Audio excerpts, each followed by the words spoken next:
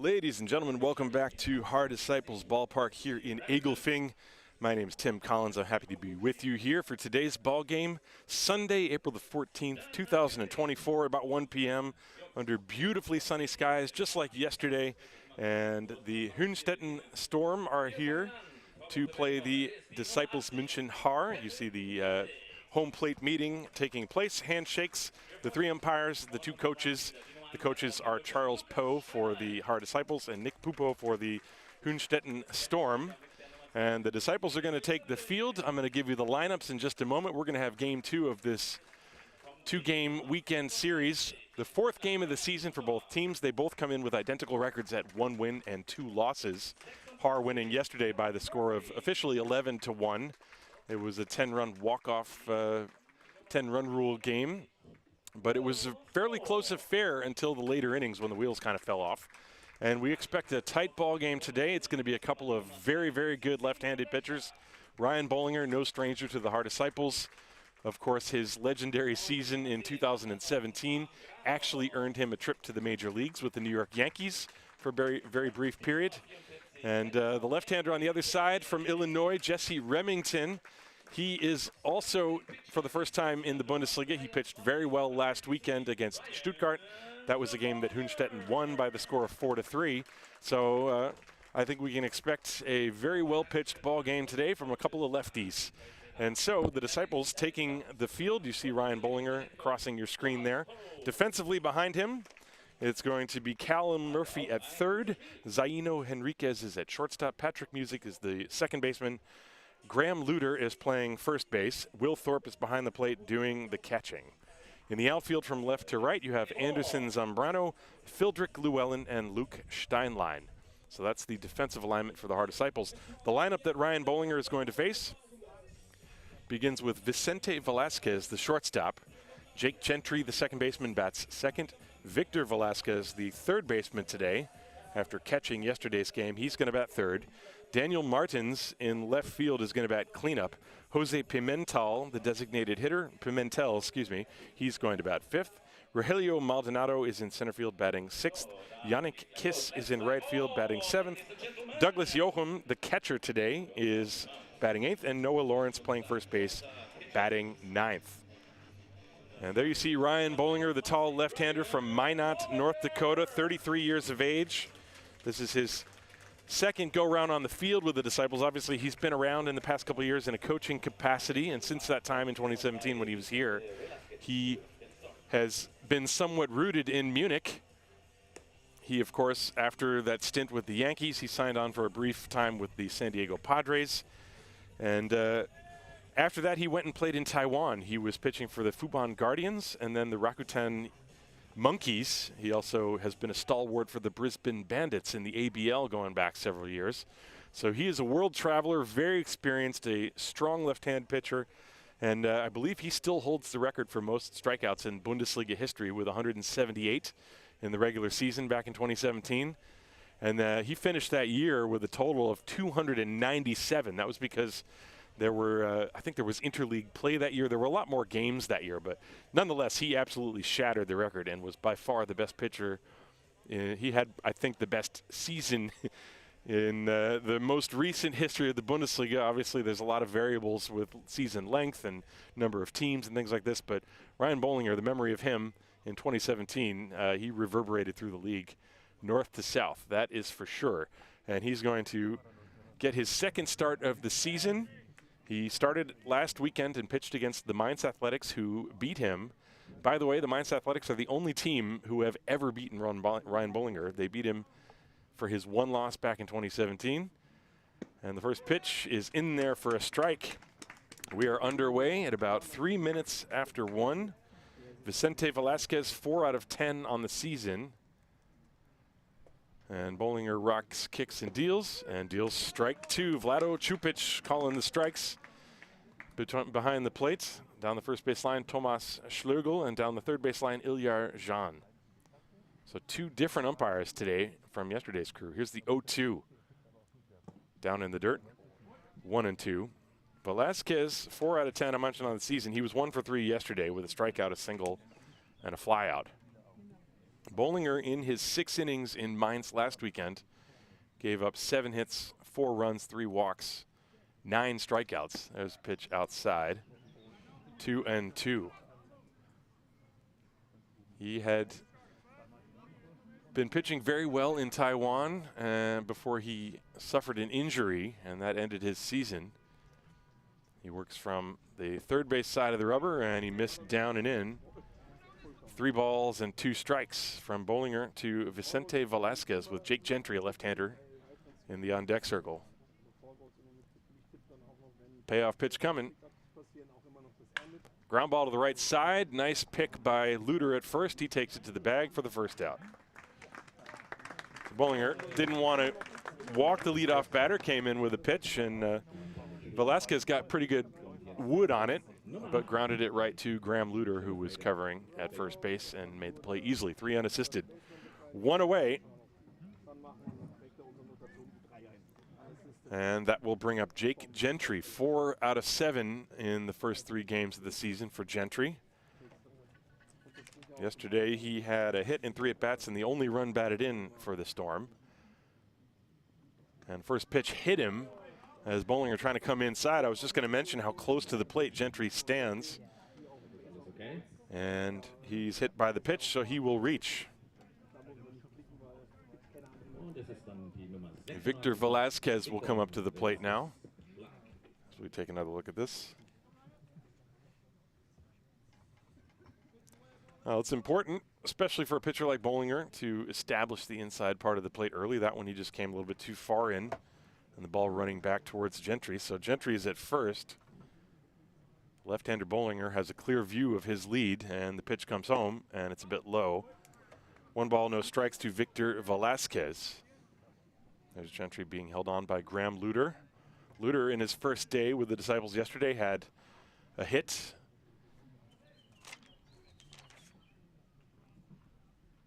And 3 runs batted in. That pitch is outside, 2-0.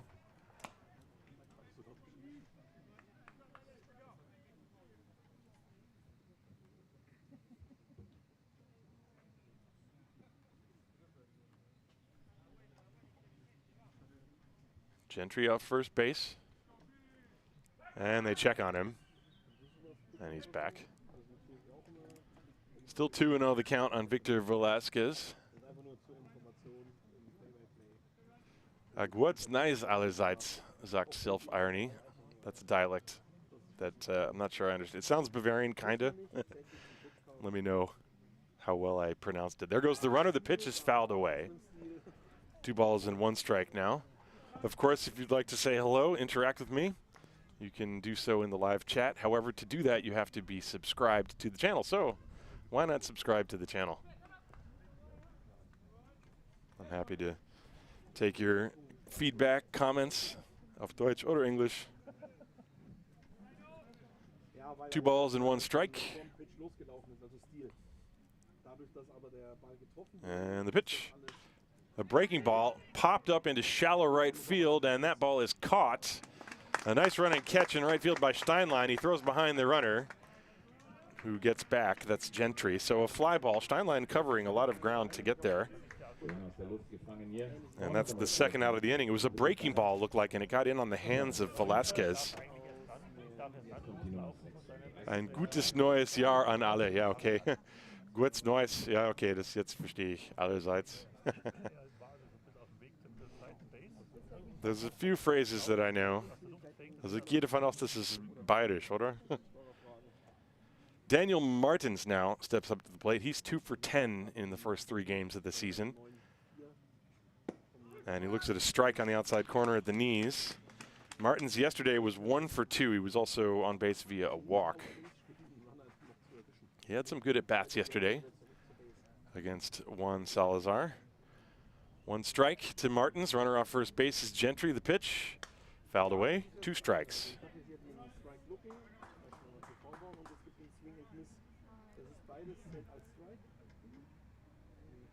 0-2. Ryan Bolinger. 1 pitch away from getting through the top half of this first inning. Haha. Vielen Dank, Self-Irony. Ich habe die Ehre. Grüßt euch. 0-2. 0-2. And the pitch fouled directly back again. That was looked like a slide or something was up, and Martins had a pretty good cut. That pitch probably got too much of the plate.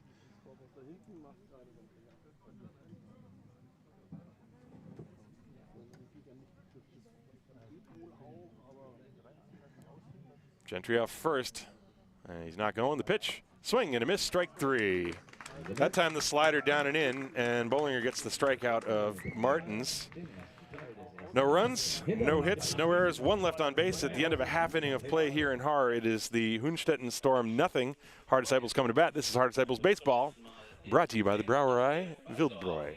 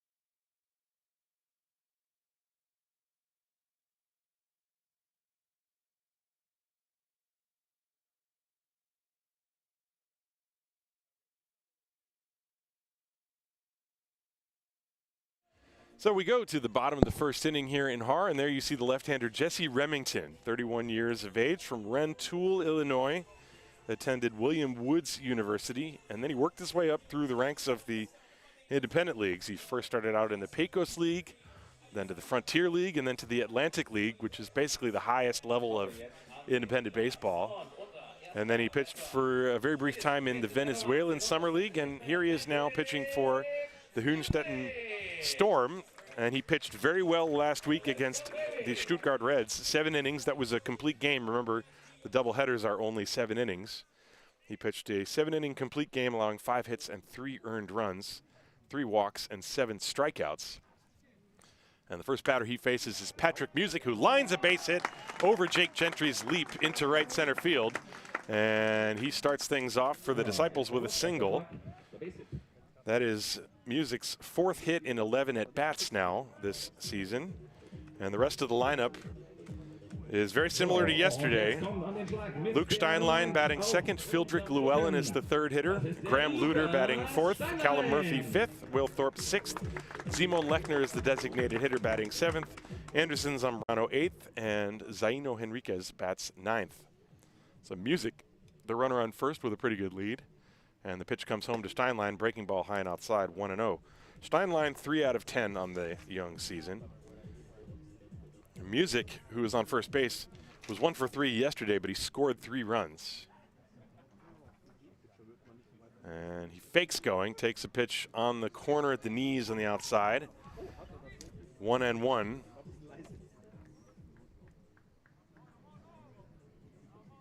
No score, bottom of the first, nobody out, runner on first base, Patrick Music.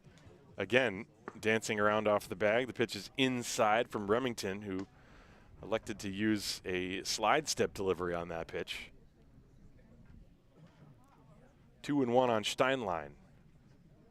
Steinlein had a couple of hits yesterday. And that one is high and outside, 3-1. Fildrick Llewellyn is waiting on deck. The Disciples winning the game yesterday officially by the score of 11-1. I was unsure as to whether the score would be 12-1 or 11-1 because the final play was a ball that dropped in the outfield. The runner is going, a fly ball to deep right field. Kiss going back, he turns around, and it one-hops the wall. Music is at third, and he's getting the wave home. He will score. The throw comes to third, and it goes over everybody, and it goes into foul territory, and Steinlein is going to score. That'll be a triple and an error. Give Steinlein an RBI, and the Disciples lead 2-0.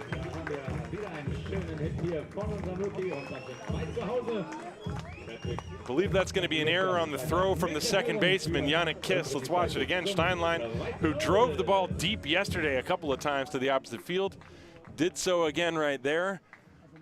And then it was the throw actually was from the throw was from the second baseman, Yannick Kiss, and it went over the third baseman.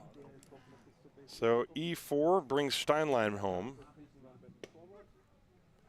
Give him a run batted in. Fildrick Llewellyn takes a strike on the first pitch. It's 2-0 Disciples after the first two batters of the game. And the pitch, and it's high. 1-1.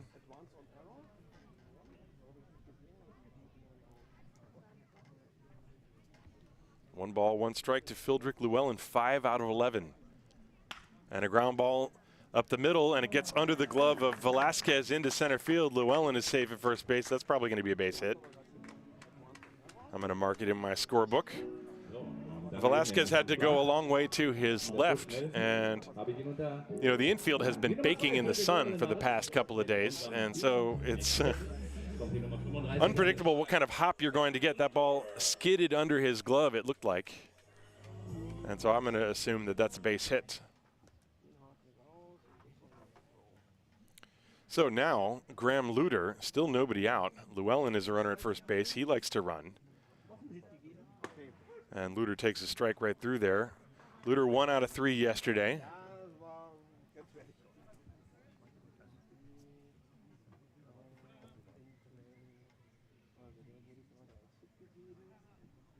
Llewellyn stayed put. That pitch missed outside. Llewellyn was actually going back towards the bag on the delivery to the plate by Remington. So that's an indicator that he's got a pretty good move. One ball, one strike.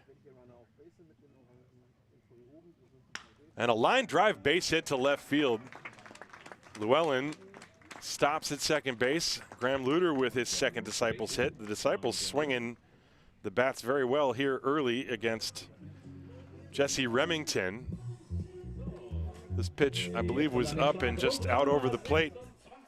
Someplace where Graham Luter could get to it. You see he's got a very quick bat, yanking it through the zone. And so now Callum Murphy with 2 on. Still nobody out here in the inning.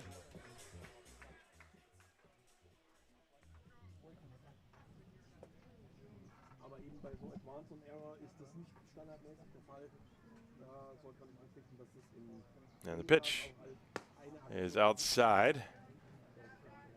1 ball, no strikes. Murphy 2 out of 9, but he had a very good day yesterday, 2 for 4. And his fly ball that was scored an error that ended the game. However, he hit it very well, hit it deep to left field. So he swung a good bat yesterday. That one misses high and outside. 2 balls and no strikes to Callum Murphy, who attended Wilfrid Laurier University. He's a native of Canada. This is his 3rd year with the Haar Disciples. Came over in 2022. 2-0 on Murphy. Big hole on the left side as the shortstop Velasquez is shading him up the middle. And that one is in for a strike. 2 balls and 1 strike.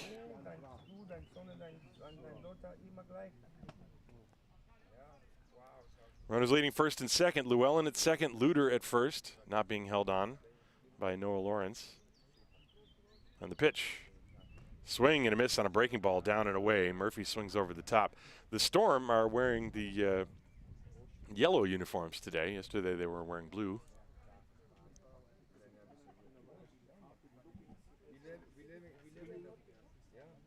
Bit of a different look.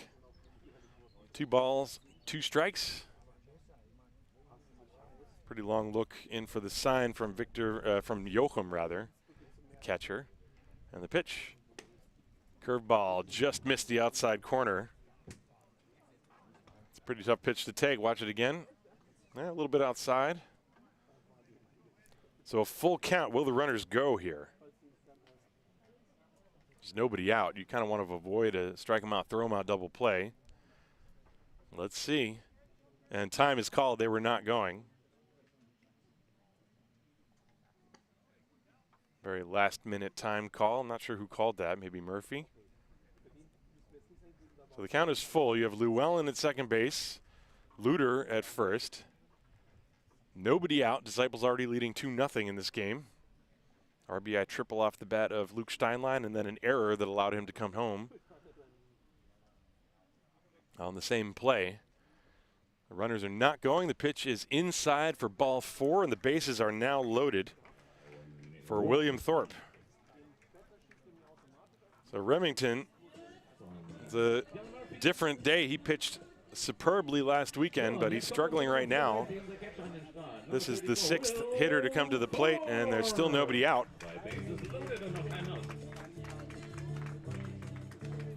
So Will Thorpe, who is 0 for 7 on the season, looking for his first base hit.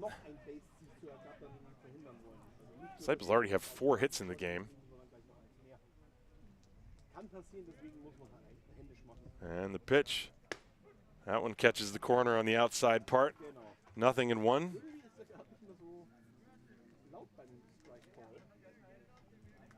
Now you know Will really wants a base hit here to get things going. Bases loaded, Llewellyn, Luter, and Murphy, the base runners. And a high fly ball to deep center field. This for sure will get a run home. Maldonado is back there to one-hand it. And the runner will tag from third and come home. Luter getting back to second base just barely. The ball was dropped as he took a pretty good secondary lead. The throw came from Maldonado to Velasquez, who fed Gentry very quickly. And they, you know, I got to say that was closer than it probably needed to be, but then Gentry dropped the ball to remove all question from the occasion. So Thorpe will get a sacrifice fly and give him a run batted in. That's the first out of the inning as Llewellyn scored. The Disciples now lead 3-0. Runners on first and second for Simon Lechner, who is 2 for 8 on the young season. He pinch hit yesterday and got an RBI single. So now he's in there against the lefty Remington, and he asks for time and receives. Lechner, very patient left-hand hitter. Remington trying to find a way out of this. If he can get a ground ball, that would certainly go a long way towards helping him feel better about his start in this game. That one instead goes through to the backstop as Joachim could not corral it, and that removes the possibility of a double play on the wild pitch. So the wild pitch, and now Lechner can get a run home with either a fly ball. Looks like the infield is going to come in. Take another look at this. Just got down and went underneath the glove of Douglas Joachim. Remington falling behind 1-0 on Simon Lechner. Infield is indeed in. Luter and Murphy, the base runners. And that one is up and in, and Lechner had to duck out of the way. 2 balls, no strikes.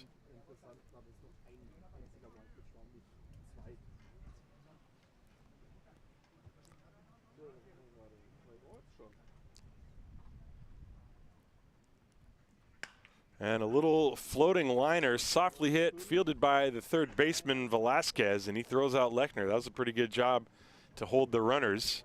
Little cue shot. And so Velasquez throws out Lechner for the second out, and now it will take a 2-out hit. The infielders can back up. Watch this one again. Lechner jammed on the pitch.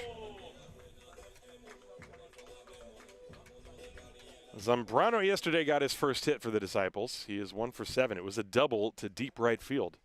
So he showed good opposite field power.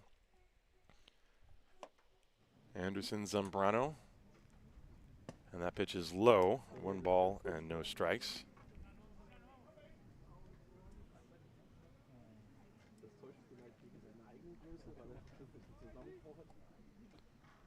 Remington About to throw his 25th pitch of the inning.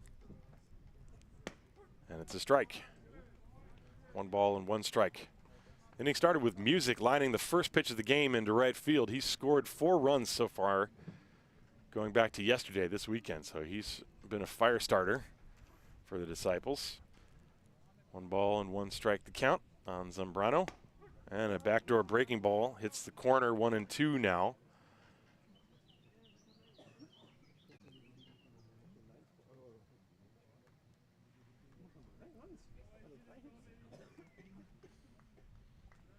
Luter at third, Murphy at second. The 1-2 pitch. Swung on and foul tipped. Zambrano stays alive. Looked like another off-speed pitch from Remington. Another good crowd here in the ballpark today. Yesterday was a pretty full house. Today looking very similar. Maybe a few people less. But I expect that will continue to trend upward as this day goes with the weather like this. The 1-2 pitch, swing and a miss, struck him out. And Zambrano strikes out. And Remington, all in all, recovered fairly well. But the Disciples got 3 runs on 4 hits. There was 1 error and 2 left on base. At the end of an inning of play here in Haar, it's the Disciples 3, the Hünstetten Storm nothing. This is Haar Disciples Baseball, brought to you by the Brauerei Wildbräu.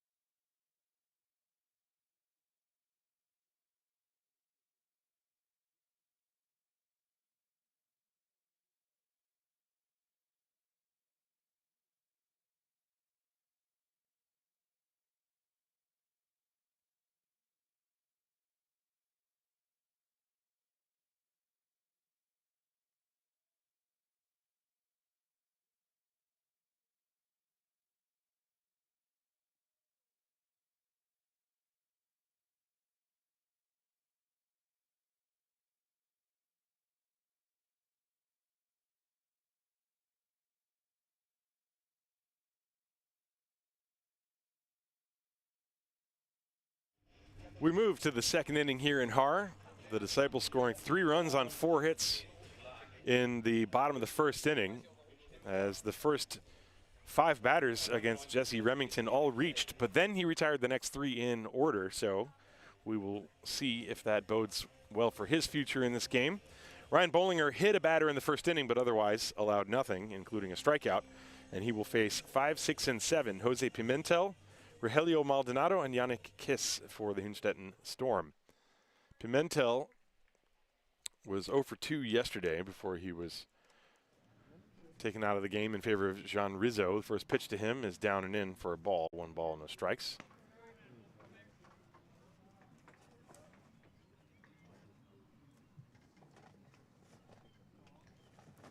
And the left-hander deals. Missed inside 2-0. A couple of breaking pitches, it appeared, from Bolinger.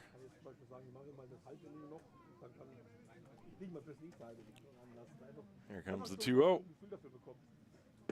And there's a strike right at the knees in the outside corner.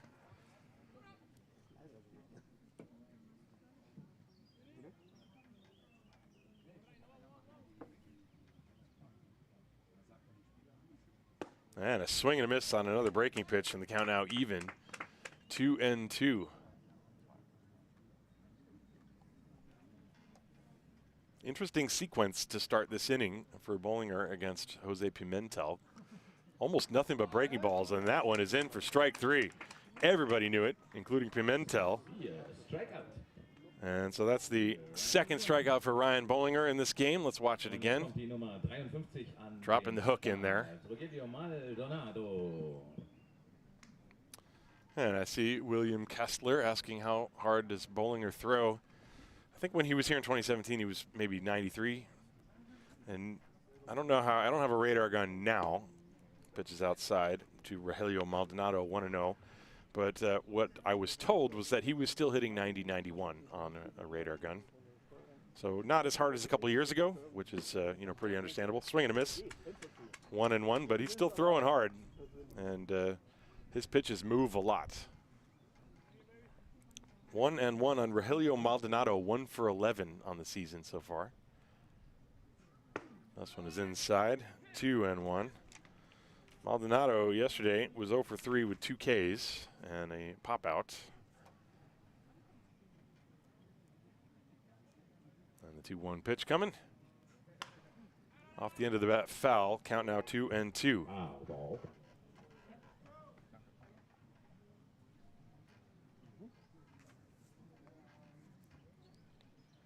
After Maldonado, Yannick Kiss, the right fielder, will be at the plate.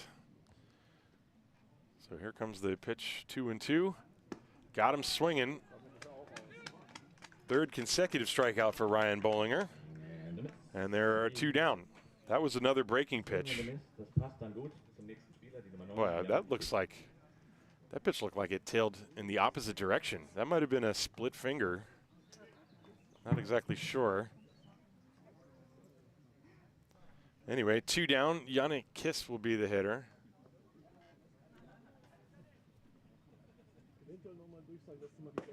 And it's low. That looked like that pitch had a bit more velocity on it than any of the ones I've seen so far in this game. Bollinger's starting to get into that groove. There's the 1-0. That one's in there. Yeah, those last 2 pitches look like he put a little extra on. 1 ball and 1 strike. Yannick Kiss, 1 out of 7 so far this season.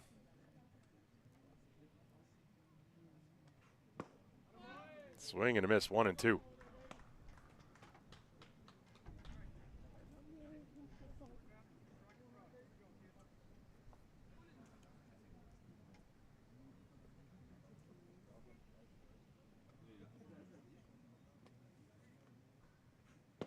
And that's 4 consecutive strikeouts for Ryan Bolinger. No runs, no hits, no errors, no nothing. Bottom of the second inning coming up. It is 3-0 Haar Disciples. This is Haar Disciples TV, brought to you by the Brauerei Wildbräu. Brauerei Wildbräu.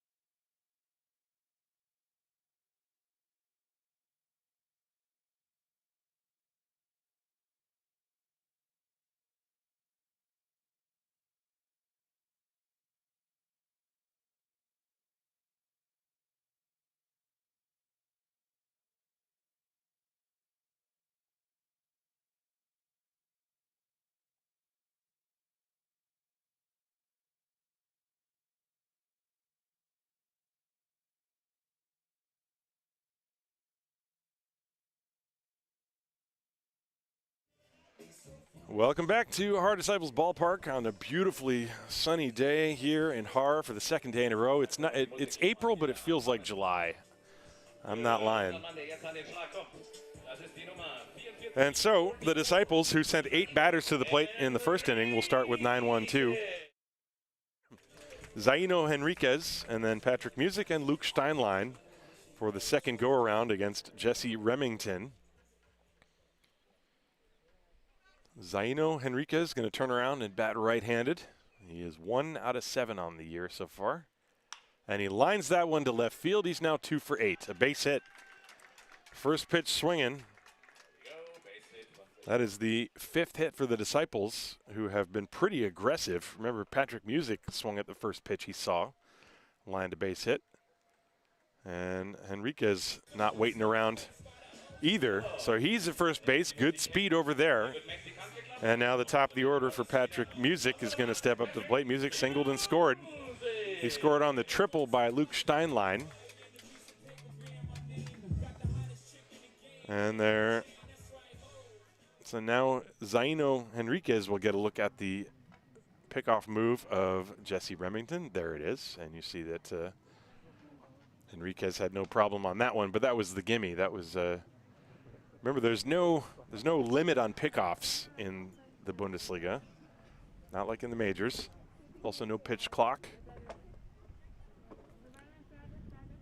And the pitch, breaking ball, is a ball, and it gets off the glove of Joachim, and taking second Henriquez. That's got to be a passed ball. Pitch was almost a strike.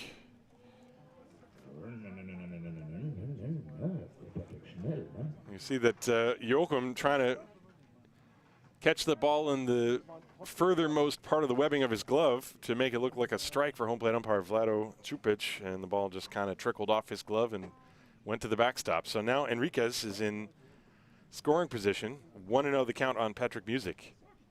This time the breaking ball hits the glove, and it's in for a strike, 1-1.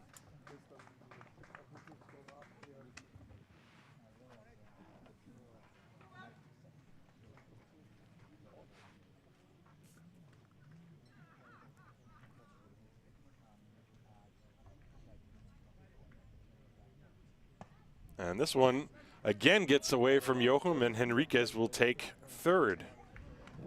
Now that one, we'll see. Take a look at this on the replay, but I think this is probably going to be a wild pitch. Yeah, that pitch was down and in. So first a passed ball, then a wild pitch, and now Patrick Music with a 2-1 count. The infield comes in for the Storm. And the pitch, pop fly out of play, 2-2 now the count. Marco from the future, good afternoon. Tell us, what is the future like? Or maybe don't tell us. Maybe we don't want to know. 2-2 on Patrick Music. And the pitch is high and outside, full count now. Now, the Disciples came out swinging in the first inning. Single, triple, single, single, walk, sac fly, and that was 3 runs. There was also a throwing error in there. But the throwing error actually, at the end of the day, didn't affect the scoring at all. There's a fly ball poked fouled on the right field line. That's going to get out of play. Still 2-2, or rather 3-2, I believe, on Patrick Music. Yes, it is indeed a full count. Hope you're having a good day wherever you're watching from. It is absolutely gorgeous here.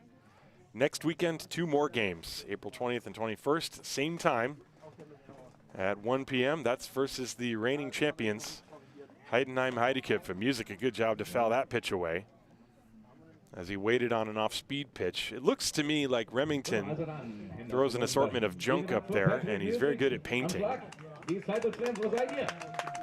He's not been knocking the bat out of the hitter's hands, but he's got a lot of off-speed stuff. Little of this, little of that. Take something off, take, put it on, take it off, that kind of a thing.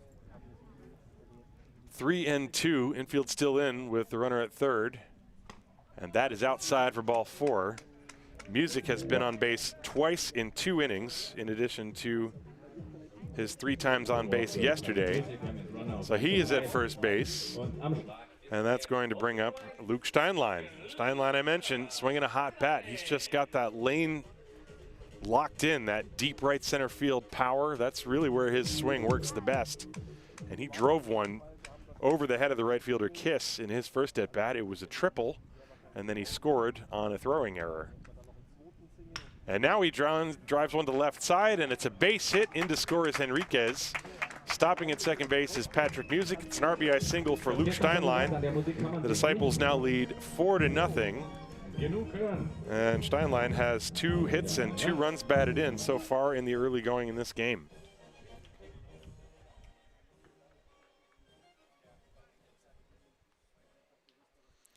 Und Servus Bettine Geipel von den Mannheim Tornadoes.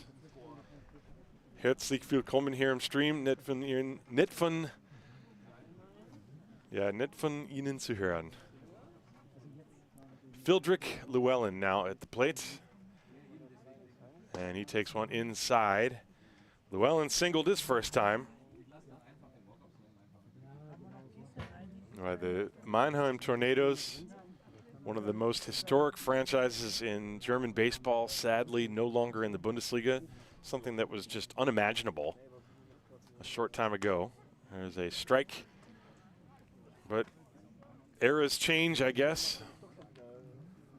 But we certainly wish the best for the Mannheim Tornadoes as a team and for their future, that they can build it back up. There's the pitch, and Llewellyn drops down a bunt. It's going to roll, and it finally goes foul. Boy, that would have been obviously an easy base hit, and he deadened it perfectly. But Remington very wisely letting it roll, as once you can see, you know, there is, I mentioned it yesterday, due to the topography of the third baseline here in Haar, it rolled foul, but you know,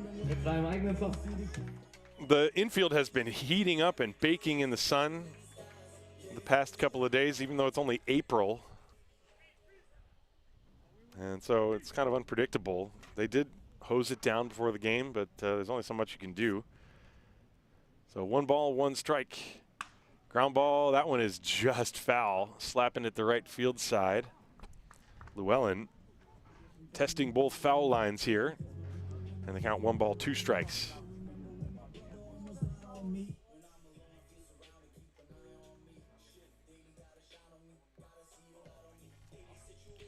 One ball, 2 strikes. Runners leading first and second. Music is at second. Steinlein is at first. Disciples leading 4-0.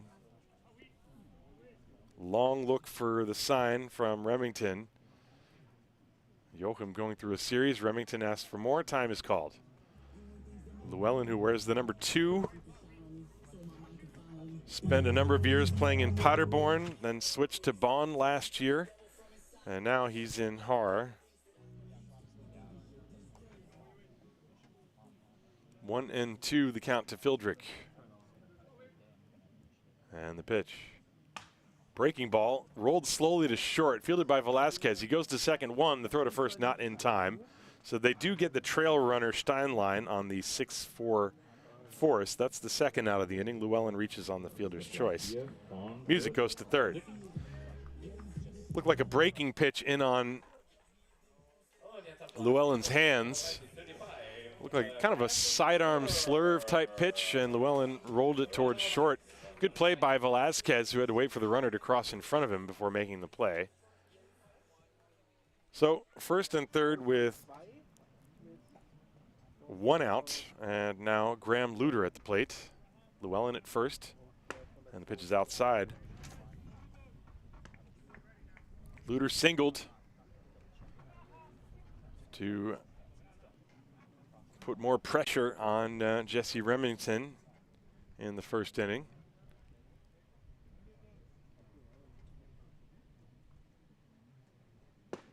And there's a strike on the inside corner.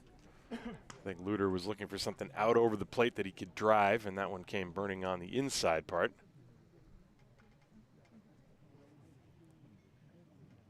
Llewellyn is at first. Music at third. Check swing on a pitch outside. They appeal. Did he go around? Yes, says the first base umpire, Thomas Schlugel. So they count 1 ball, 2 strikes.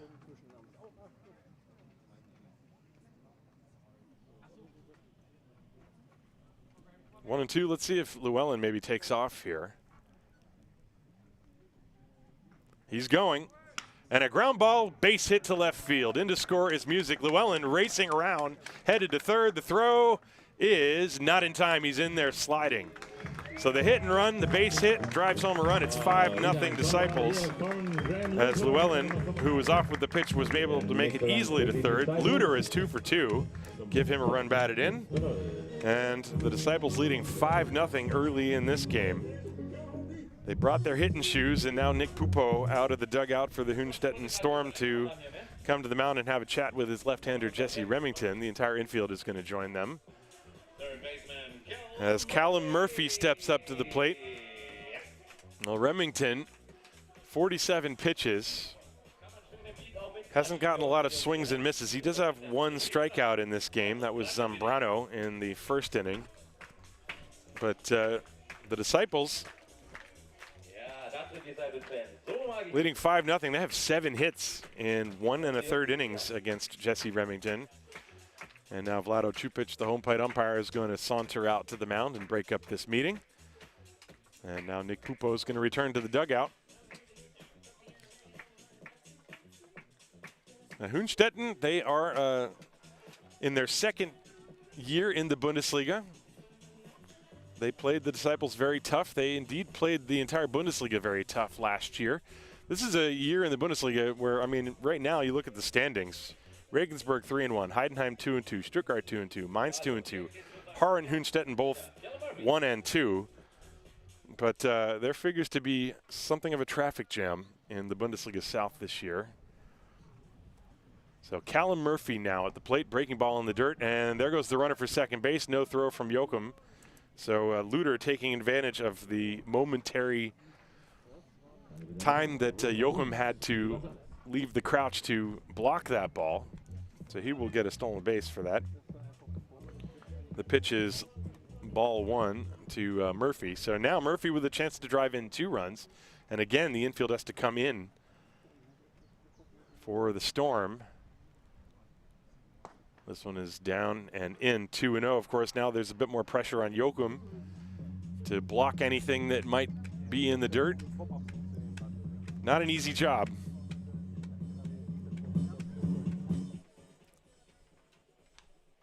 Two balls, no strikes on Cal Murphy, who walked his first time. And that one's in there, 2-1. Remington takes something off of it, gets a strike on the outside corner.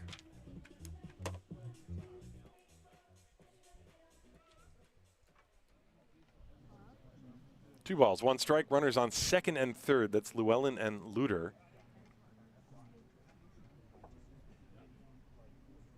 Swinging and a miss at a breaking ball. The count now 2-2. Murphy shakes his head a little bit after that.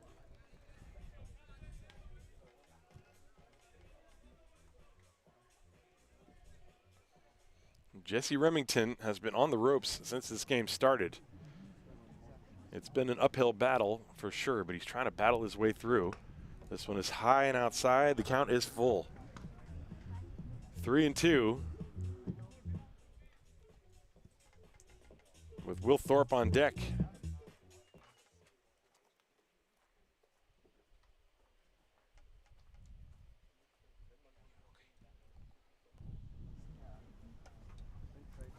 And here it comes.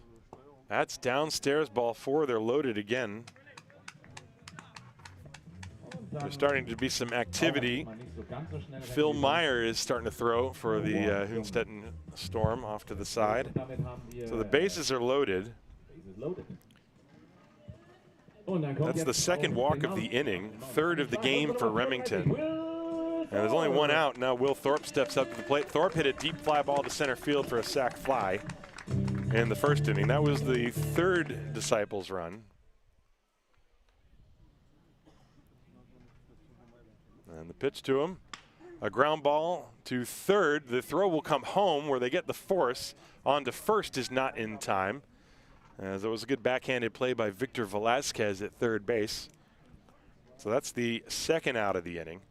Llewellyn is thrown out 5-2. Luder moves to second. Murphy goes to, Luder moves to third. Murphy to second. Thorpe is at first on a fielder's choice. And now Simon Lechner is at the plate.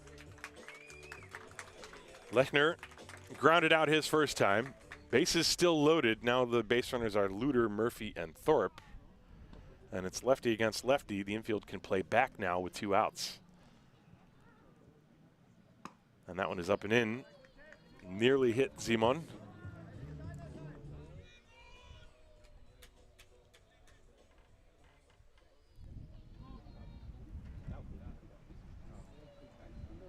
Remington gets his sign. And the 0-1, or the 1-0. That's a breaking ball, and it missed out. Oh, it's got the corner. Sometimes you got to wait a little bit with Mr. Chupic behind the plate. 1 ball and 1 strike.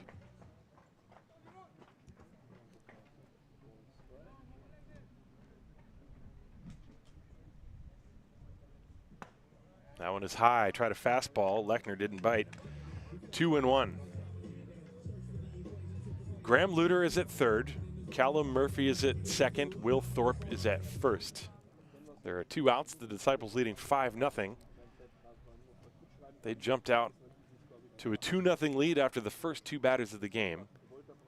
And now a ground ball slowly hit towards second. Takes a weird hop in front of Gentry, but he stays with it and makes the play to first in time.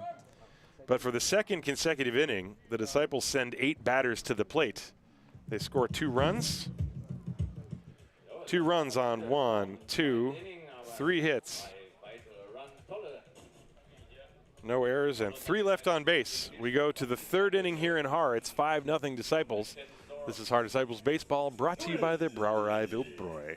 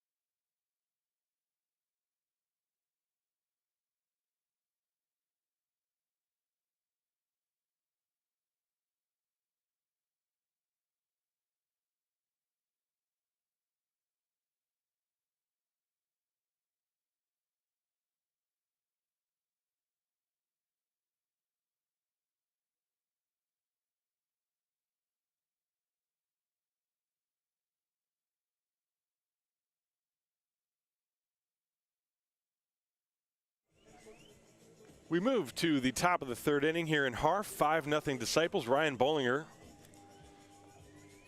stepped it up a notch in the 2nd inning and struck out the side. He's got 4 consecutive strikeouts, and he will face 8, 9, and 1. Douglas Jochum, Noah Lawrence, and then Vicente Velasquez for the Hünstetten Storm. Hünstetten, a town about 50 kilometers northwest of Frankfurt, north of Wiesbaden, and the pitch is a breaking pitch down low, 1-0. My first impression watching Bolinger for the first time since 2017, he's throwing a lot of first pitch breaking balls. That's a bit different from when he was here the first time around. That one missed low, 2-0 on Jochum.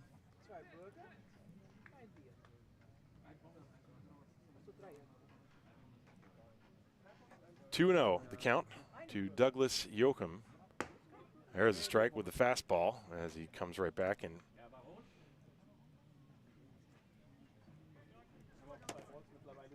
hits that Oberkante. 2 balls, 1 strike. That's outside, 3-1.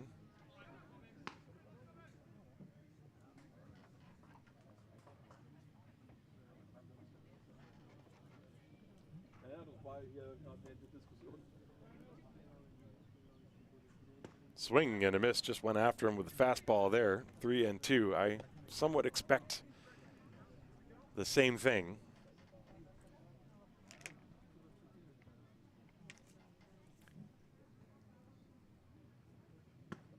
And a breaking pitch high and outside for ball 4. So Jochum draws a walk. That is the 2nd base runner for the Storm. Jochum, by the way, was 2 for 7 starting the season.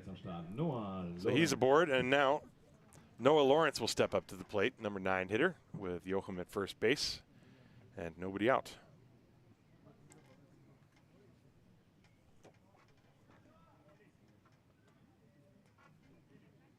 Graham Luder holding Joachim on, and they check on him.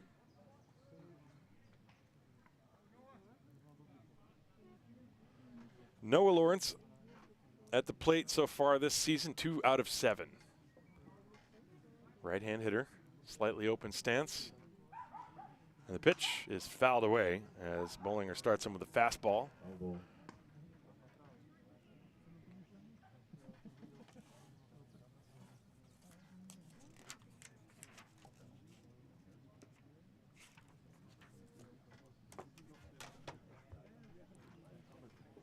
Oh and 1. And 0 and 2, high fastball. Chased and missed. The Disciples scored 3 runs in the first inning. The game was started by a single from Patrick Music. Steinlein promptly tripled him home, and then he scored on an error on the same play. Fastball is high, 1 ball, 2 strikes. After that, Llewellyn singled, Luder singled, Murphy walked to load the bases, and then Will Thorpe hit a sac fly. That was the 3 first inning runs. 1 and 2 on Noah Lawrence. And the pitch, breaking ball, tried to backdoor him and missed 2-2. In the second inning, the Disciples got a leadoff single from Zaino Henriquez, who then came around and scored on an RBI single off the bat of Luke Steinlein. And then later in the inning, Graham Luder with an RBI single. Pitch is swung on and missed, strike 3. Fastball inside corner, Lawrence could not hold up, went way around. I like how he tried to play it as if he hadn't swung, but that was, I think only in 1976 would that have not been ruled a swing. So that's the 5th strikeout for Ryan Bolinger, and now the lineup turns over and starts over once again from the top. Vicente Velasquez, who grounded to first his first time. 0 for 1. Douglas Joachim is still the runner at first base. And time is called while Velasquez digs in.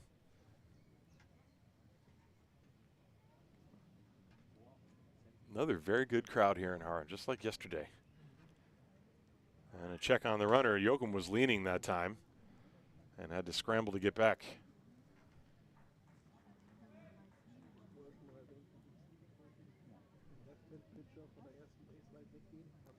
You definitely don't want to get picked off when you're trailing by 5 runs against Ryan Bolinger. There's the pitch. Outside and high, 1 ball, no strikes to Vicente Velasquez.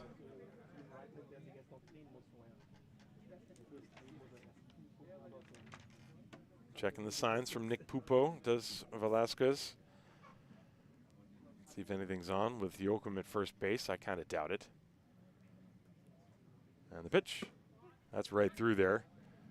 1 and 1. Vlado Čupić, home plate umpire. I say it every time. His strike call is very deliberate, very relaxed. It's like he's pulling an apple down from a tree. Well, today he's got a hand injury. He showed up before the game, and his right hand is wrapped. There's a ground ball to second. Music will feed Henriquez for 1. The return to first, not in time. They do get the lead runner, however. Joachim is cut down 4-6. They turned a nifty double play in that style yesterday, but this ball was just too slowly hit. And so now Velasquez is the runner at first for Jake Gentry to come to the plate as you see this replay. So Henriquez coming across the bag, he does so very smoothly at shortstop. And so I can imagine Music and Henriquez are going to be a very, very good double play combo this year. So Jake Gentry, who was hit by a pitch, and now he looks at a fastball that is a strike. Just talking about home plate umpire Čupić before the game. He showed up and his hand was wrapped, and I asked him, I was like, uh-oh, how are you going to pull the apple down from the tree? And he laughed. 0 and 1. That is a good breaking pitch. Lefty to lefty. 0 and 2. Watch this pitch from Bolinger. This was the 0-1. It was a perfectly located breaking ball. Right there. So now the count is 0 and 2. And the fastball missed outside. Gentry That's a good take for him. You know, that's kind of textbook. You get ahead 2 strikes, and then you see if you can get the hitter to expand the zone. Gentry did not on that one. Velasquez off first, 1-2. He's not going. The breaking ball missed outside, 2-2. Gentry is a very good hitter. We knew that coming in, but so far he's had a good at bat. Looking at a couple of pitches away after being down 0-2, that's not the easiest thing to do against a big left-hander that throws hard like Ryan Bolinger. There's the 2-2 pitch. Taken for a ball again, 3-2. So Bolinger has tried a couple of breaking pitches away, and Gentry has not nibbled.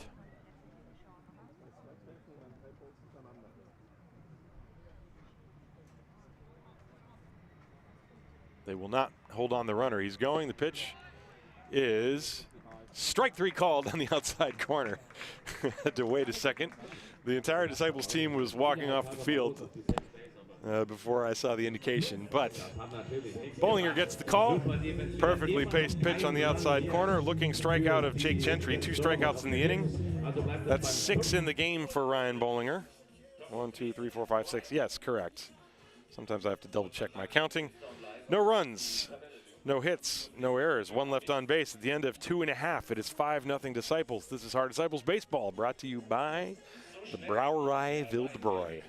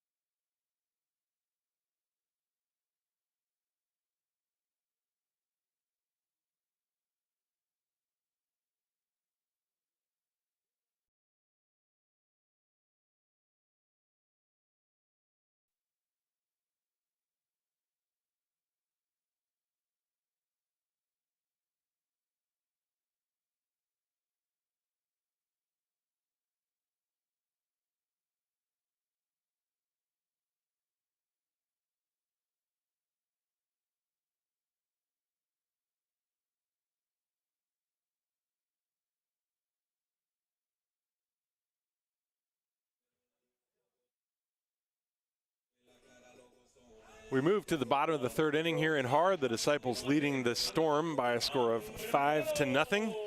Jesse Remington going to go back to work, and it's going to be 8-9-1. Anderson Zambrano, Zaino Henriquez, and Patrick Music. The Disciples have sent 8 batters to the plate in each of the first 2 innings, and the first pitch, a breaking pitch down low. That was Remington's 59th pitch of the game. And count 1 ball, no strikes, and now it is 2-0. Remington has walked 3 and allowed 7 hits. All of the runs are earned.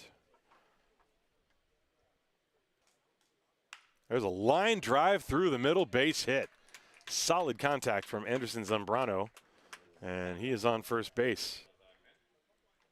Well, that ball went directly over the head of Remington, and it's a good thing because it was hit like a rocket. So Zambrano at first base leading things off. I semi-expect him to do some kind of running, where you got some good speed at the bottom of this order. So Zaino Henriquez now, who singled on the first pitch he saw and then came around to score in the 2nd inning. Looks at a pitch down and in, 1 ball, no strikes. He singled, then went to 2nd on a pass ball, 3rd on a wild pitch, and then scored on Steinlein's base hit after Patrick Music had walked. Henriquez, a switch hitter batting from the right side, native of Curacao. The pitch is grounded slowly down the 3rd baseline, foul. Backhanded by Velasquez, 1 ball and 1 strike.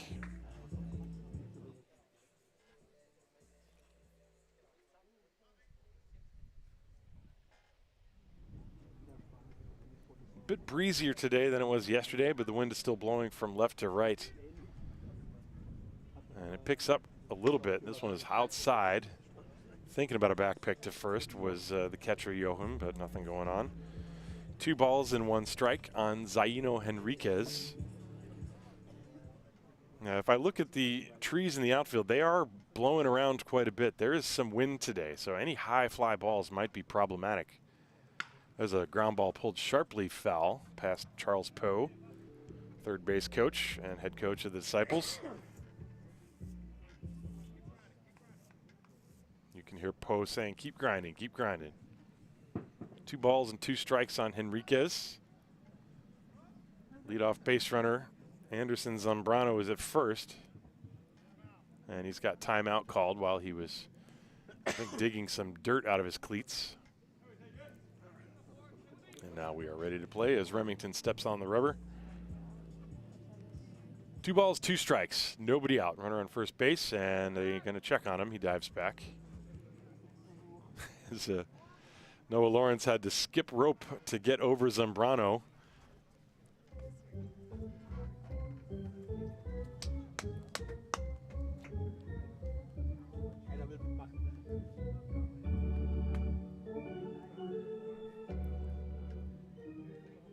Remington comes set. It'll be a 2-2 pitch to Henriquez. There goes the runner. Pitch is low, and Joachim unable to corral it. So the count goes 3-2. Zambrano will get a stolen base. Full count now. Zambrano at second base. So Henriquez with an RBI opportunity now. The Disciples, they have an exciting young team this year. A lot of ways that they can try to put runs on the board. This ball lined down the line. Henriquez has not been overmatched by any stretch of the imagination in this at bat. He's got some good swings. And when you put speed and contact together, you can make a lot of things happen.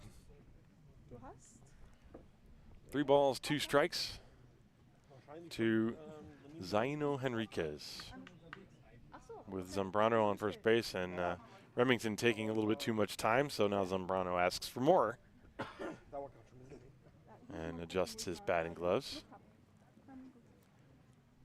Nobody out here. We're in the bottom of the third. Beautiful sunny summer day, even though it's April. Remington comes set. Another ground ball pulled foul. Remington has thrown everything but the kitchen sink up there, and Zambrano fouled him all away. That was a breaking pitch that time. Take a look at this. You can see even Remington looking at the runner, even as he lifts his leg to deliver the ball home. Well, the Disciples have done an excellent job putting pressure on the left-hander, who has basically at no time been able to pitch from the windup. And ball 4, a great at bat by Zaino Henriquez. Fouled off a number of pitches and took that one down and away for ball 4. So runners on first and second. Nick Bupo is going to come out to the mound, and wonder if he might have a hook with him. Mentioned before, Phil Meyer had been warming up for the Storm. So the meeting on the mound will take place, and that is indeed going to do it for Jesse Remington. So he does not get an out in the third inning. He goes 2+. And so far, he's allowed 7 hits, 4 walks, only 1 strikeout, and his responsibility still lies with the 2 runners on base. So we will take a short break. This is a pitching change, and this is Heart Disciples Baseball. Disciples leading this one 5-0. We'll be right back.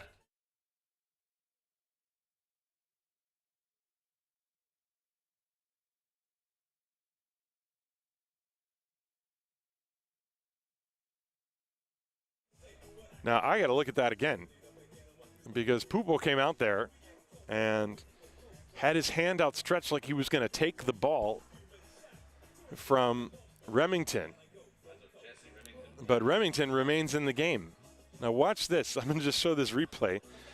The hitter is Patrick Music, So Pupo walks out to the mound, and he's got his hand outstretched as if to say, I'm taking the ball from you. Look at that. And Remington looks like he talked his way out of it. I believe that's exactly what happened. So Remington's still in there.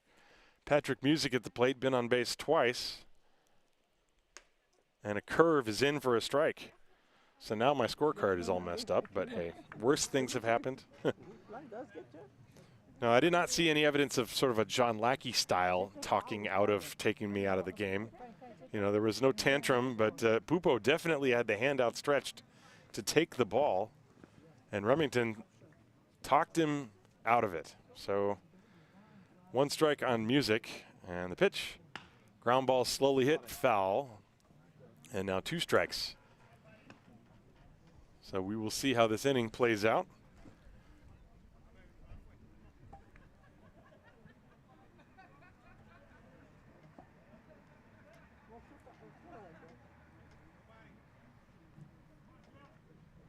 Nothing in 2, runners on first and second. There's nobody out here in the second inning.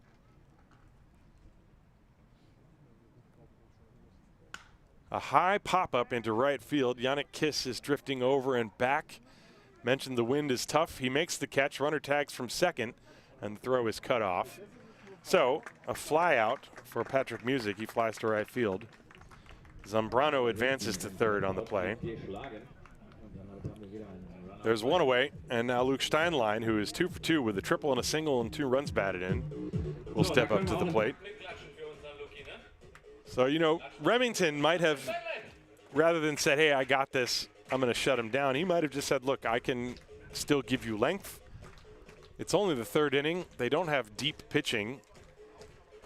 And he also has only thrown 72 pitches. He's definitely going to be good he threw 111 last weekend. So even if he doesn't have his best stuff, he's going to try to battle through it. There's a breaking ball outside to Luke Steinlein. That was a slide step move also by Remington, as of course the runner on first base, Henriquez, is a threat to run. Let's see what Remington does here.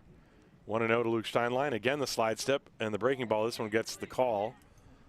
1 ball and 1 strike on Steinlein. So Remington, the last couple pitches, going with the slide step to get the ball to home plate quicker and see if you can disturb the running game of Henriquez at first. Now he throws to first. Got to watch out for Zambrano also at third. Careful with those throws to first and a runner in first and third. There's only 1 out in the inning. Steinlein at the plate with a 1-1 count.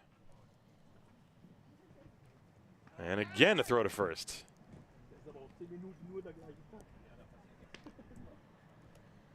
Well, if it was MLB rules, that would have been the last one.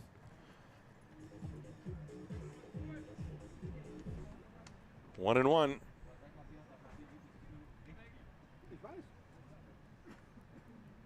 A long hold now. And time called. This is all the tactics that you can do to try to disturb the running game. Right? The pitcher can vary the timing with which he holds the ball. The really experienced base runners will know exactly how long you hold, because a lot of pitchers have a rhythm that they get into. Remington trying to disturb the rhythm of the base running game right now.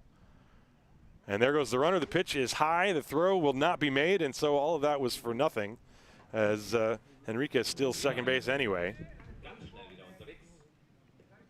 So a stolen base. 2 balls and 1 strike to count to Steinlein with 2 runners in scoring position now. There's only so much Remington can do. He was really trying to control the running game there, but difficult situation. It's not like it's his fault, really, that it occurred. It's just you have a fast runner on first. He went on first move, and now Steinlein with a healthy cut swings and fouls at the count 2-2. So that's a bit of a gamble also on the part of Henriquez, because Remington had been using the slide step. He threw over to first a couple of times. I don't think he really showed him his great move to first base, if he has one, but that's sort of part of the chess game. And then I think Henriquez was just going on first move, and he guessed right. And the pitch Oh, a big swing, and it goes right back to the screen. That was a lollipop breaking ball right in the middle of the plate for Steinlein, and he fouled it away. Remington, boy, he is really battling. You got to give him that. This is one of those days when everything, it's like biking uphill into the wind. That's what it is. Something I get to experience every once in a while here in Munich. Just battling and battling and battling. Every pitch is a battle. The 2-2 outside, every at-bat is a battle. 3-2. But it's part of the deal. Sometimes you have days like this. Full count on Luke Steinlein. Nobody out in the inning.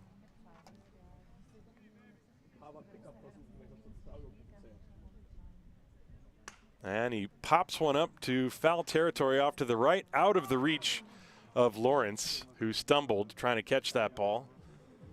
Came very close to catching it.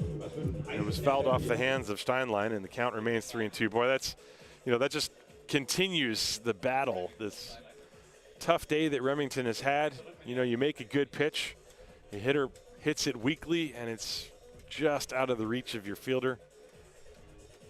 That's why this game is such a mental battle for so many players.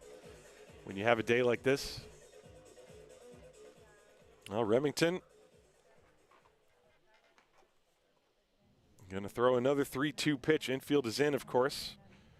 Zambrano and Henriquez, the base runners, at third and second, respectively.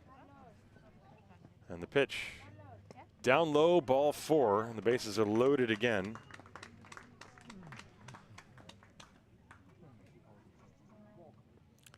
So 2 walks in the inning.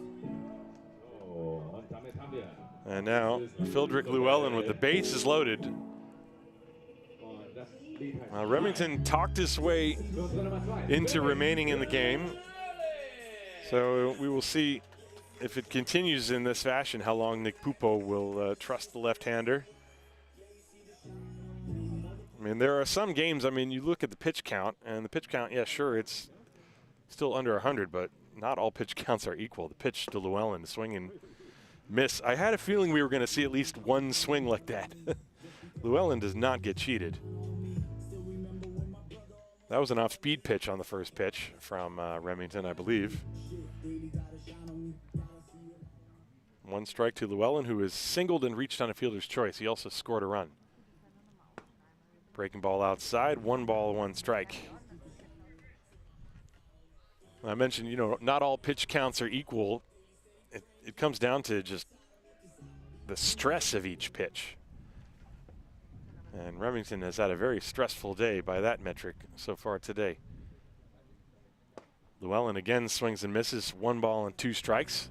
That one he cut down on a little bit. He didn't let go of the bat with his top hand, so now he's got 2 strikes. So he took 2 good rips. Now I think he's going to try to make contact. 1 ball and 2 strikes.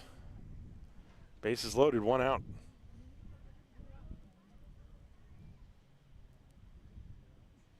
Breaking ball fouled away. And indeed, that is exactly what Llewellyn did that time, cutting down on the swing, trying to just line it where it was pitched.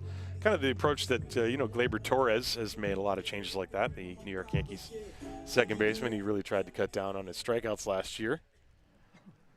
And obviously, you see players doing the same kind of thing here. 1-2 on Llewellyn.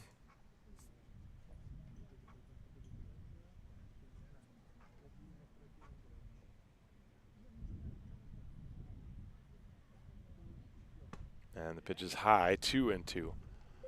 That's 85 pitches in 2 1/3 innings for Jesse Remington.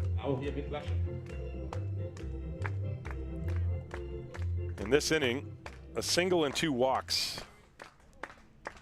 2-2 on Llewellyn.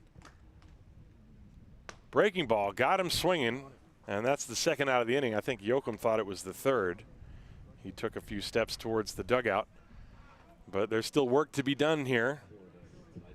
However, Remington, for his part now with 2 outs, I mean, it's been a tightrope, a high wire act, whatever you want to call it. But since he talked his way into staying in the game, He's now one pitch away from getting out of this inning without even allowing a run. So Graham Luter with the bases loaded.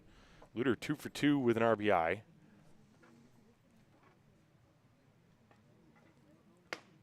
And there's a strike on the outside corner. Luter, of course, not an easy out.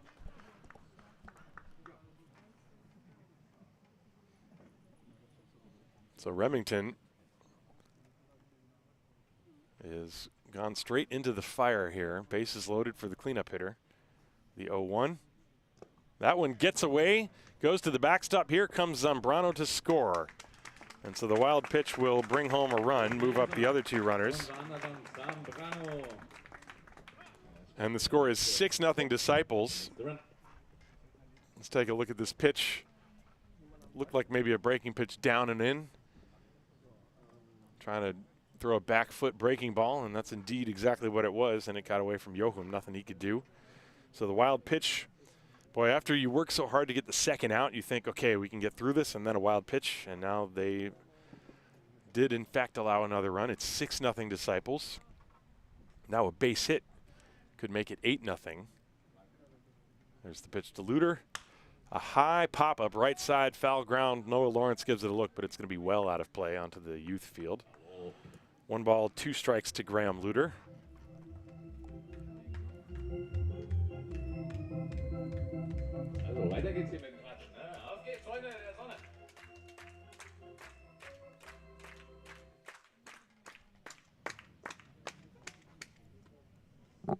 Remington still working from the stretch with runners on second and third. Infield, of course, is back with 2 down. The 1-2 pitch. Breaking ball is outside, 2-2.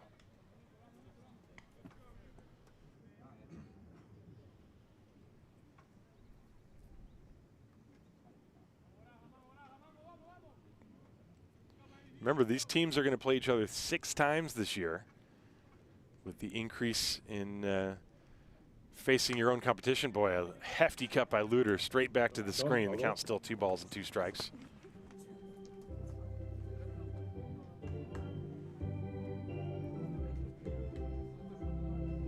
You got Henriquez at third. Steinlein is at second.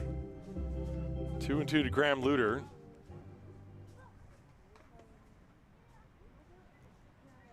In the dirt, this one a good block by Joachim, and the count full again.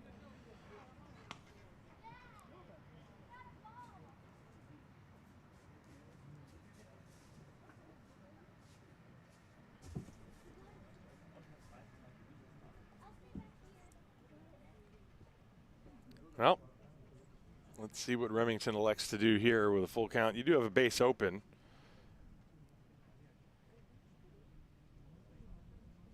Inside, ball 4. Another walk. That is the 3rd of the inning. And for the 3rd consecutive inning, the Disciples are going to send at least 8 hitters to the plate, as it's Will Thorpe coming to the plate with the bases loaded. Thorpe with a sac fly to drive in a run. Then he reached on a fielder's choice. Excuse me, this is not. I skipped a spot in my lineup card. This is Callum Murphy coming to the plate. So Murphy has walked twice in this game. Thorpe is on deck.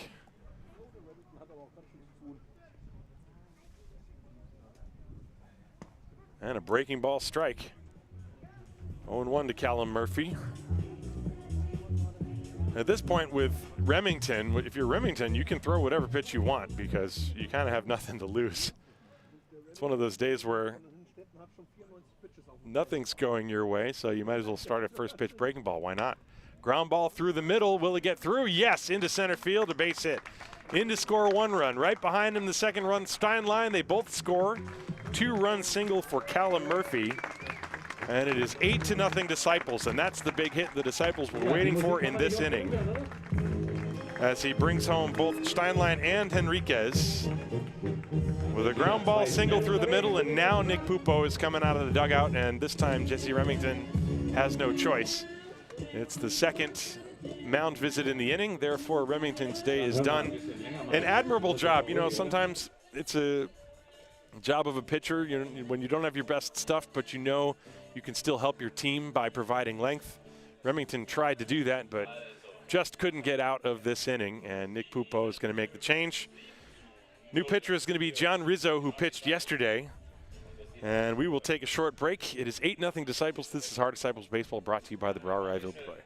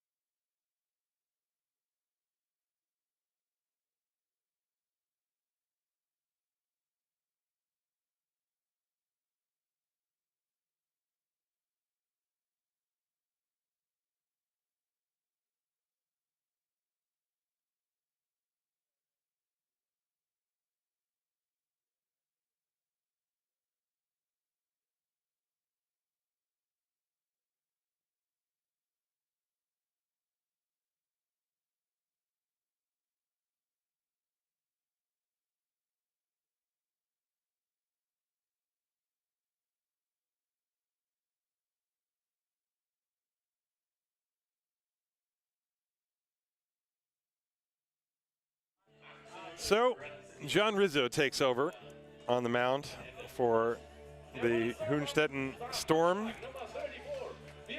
As Jesse Remington goes 2 2/3 innings, 9 hits, 6 walks, only 2 strikeouts. He threw 95 pitches. However, he's responsible for the 2 base runners that are currently aboard. That's Cal Murphy and Graham Luter, who's at third. Now the hitter, Will Thorpe. And the first pitch is in for a strike. Thorpe is 0 for 1, reached on a fielder's choice and hit a sacrifice fly. Has a run batted in today. That pitch is low. Rizzo pitched yesterday through 44 pitches. He came in the game in the 5th inning, gave up total of 5 runs and 3 walks and 5 hits in his 2 innings of work yesterday. This one is upstairs, 2-1. Now the Disciples trying to put this thing away early. There's a 10-run mercy rule after 7, but there's, I believe, a 15 after 5 as well. We're only in the 3rd, and here it's 8-0. The pitch, Thorpe swings and pops it foul off to the right. Lawrence gives it a look. Looks like he might have a play. He does, and he makes the catch to end the inning. Again, 8 batters come to the plate for the Disciples, and they plate a total of 3 runs. 1, 2, 3 runs. Yes, now I got to read my scorecard. How many hits did they have? They had 2 hits, 3 runs on 2 hits. No errors, 2 left on base. We go to the 4th inning here in Haar. It's 8-0 Disciples. This is Hard Disciples Baseball, brought to you by the Brauerei Wildbräu.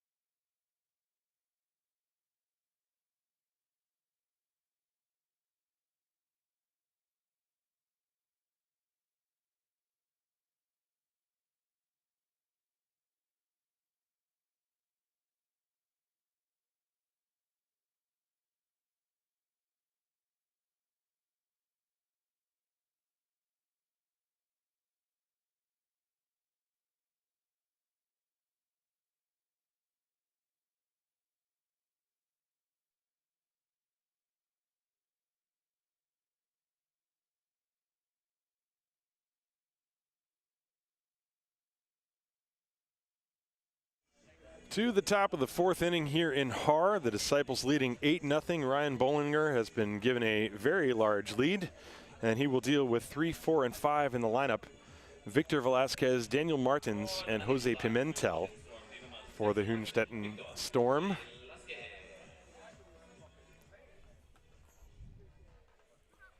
And so Bolinger, who has 6 strikeouts in this game, against Velasquez, who flied to right field his first time, and the breaking pitch is in there for a strike at the knees on the inside corner. We are underway in the fourth. Bolinger, that was his 50th pitch of the game. He's hit a batter and walked one, has not allowed a hit. That's inside, 1 ball, 1 strike.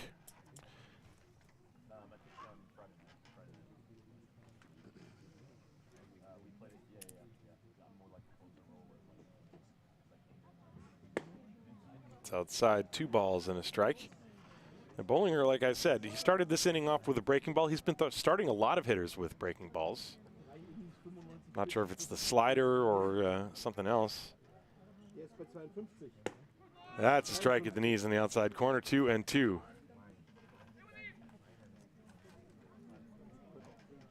Just an absolutely gorgeous atmosphere here in the park. It's a little breezy. The temperature is, I don't know, probably around 23 degrees Celsius.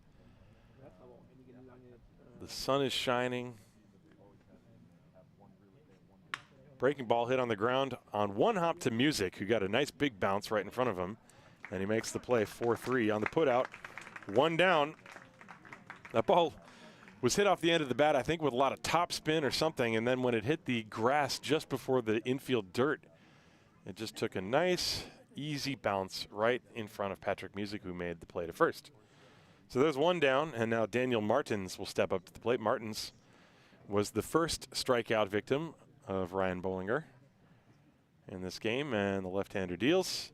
There's a strike, fastball right down the pipe. Martin's a right-hand hitter. He's got the high blue socks pulled up all the way just below his knee. And the left-hander deals 0-1. Breaking ball in for strike 2.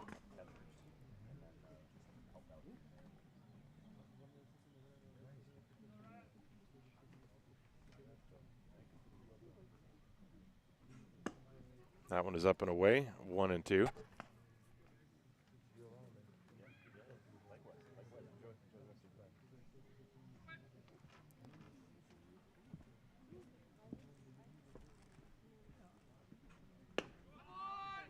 And he tried the backdoor breaking ball, thought he would get the call, and then stopped his saunter around the mound mid-stride. Let's take a look at this.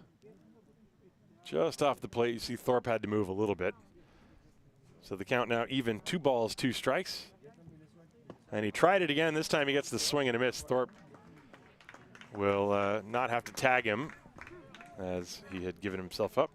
So strikeout number 7 for Ryan Bolinger is in the books. He had 9 last week.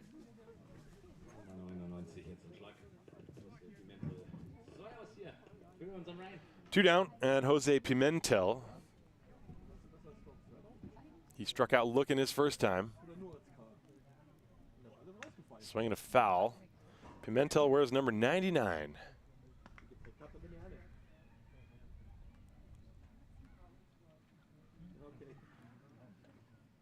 Had a very healthy cut at that first pitch.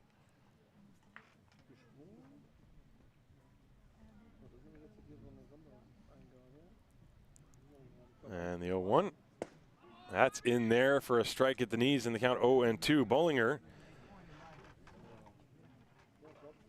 looks like he's got that focus in this inning that he had in the second inning. A high pop-up, a mile high on the infield. Patrick Music in shallow right field, backpedaling, and he dropped it. And that ball is probably the responsibility of the right fielder, Steinlein, to come in and call him off. You know, I mentioned earlier in this game that it is pretty breezy, and you could see the way that Music was backpedaling on that one, that it was maybe going to be a problem. and it landed behind him. He never even got the glove on it. So we will see how they score that, but that should have been the third out of the inning, and now Rogelio Maldonado steps up to the plate. With Pimentel at first base not being held on by Graham Luter. Well, he sort of is. Ground ball through the middle and past the dive of Music into center field. That's a legit base hit. Throw behind the runner at second base, gets away from Music. No advance, however. So 2 on with 2 out. Maldonado with a solid single through the middle. I think that first pop-up was going to be E4, and then this is the first actual base hit of the game for the Hünstetten Storm. So no no-hitter for Ryan Bolinger today, in case you were thinking that way. We're only in the 4th inning anyway. So 2 down, and now Yannick Kiss steps up to the plate. Kiss struck out his first time.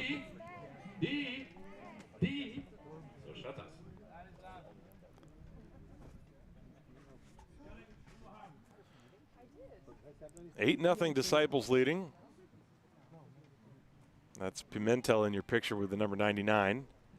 And this one gets past Thorpe, and now the runners are going to move up. So very quickly, with the succession of 3 pitches, now the Storm have runners on second and third. That'll be a wild pitch on Bolinger. Looked like that slider down and in and bounced in front of Thorpe. Nothing he could do there. So 1 ball, no strikes on Yannick Kiss. 2 down in the inning. Really, anything that might happen here, that would be all unearned because of that error that kept the inning going. Then Rogelio Maldonado a base hit. Now Yannick Kiss with a 1-0 count. Runners on second and third after the wild pitch.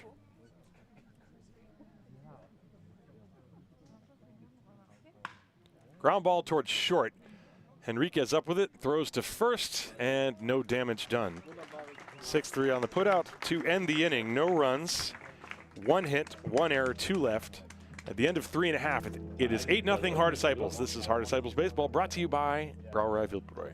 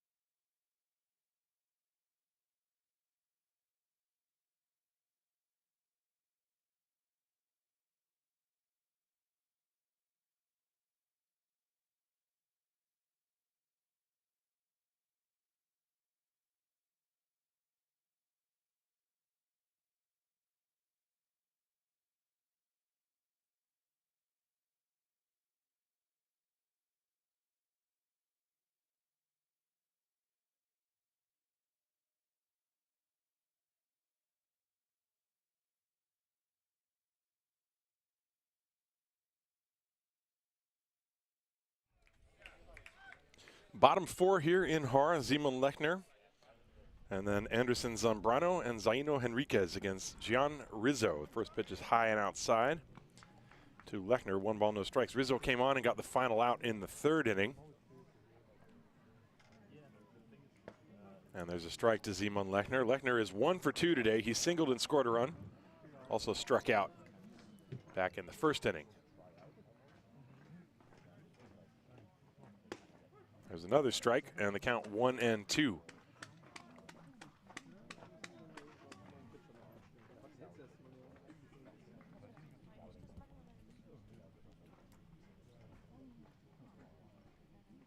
Breaking ball, taken for a ball, 2 balls and 2 strikes to Simon Lechner.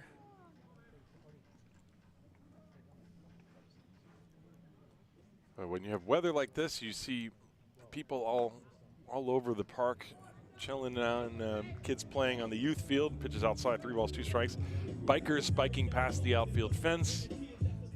People walking their dogs in the park, and then they all get curious and look into the Haar Disciples ballpark, and they see a fun ball game taking place as Lechner draws a walk. That is the 7th walk issued by Hünstetten pitching. 6 were by Remington, and now Rizzo walks the leadoff batter here in the 4th, and now Anderson Zambrano. Und nach der Nummer 72 kommt unsere Nummer 10 an den Schlag. Und das Centerfielder Anderson Zambrano. 1 ball and 2 strikes. What am I talking about? I'm looking at my scorecard. No balls, no strikes. Zambrano looked like he was trying to step out on that first pitch, and it was in there for a strike. 0-1 on Anderson. Zambrano singled and scored last inning. He's 1 for 2. Lechner on first. Ground ball sharply hit to the right side, under the glove of Gentry and into the outfield. Lechner takes the turn. He will go all the way to third. The ball died in the grass in right field. And that, in fact, is not Gentry at second base. Gentry is in the outfield. Gentry's in right field. Who's the second baseman? That's a good question.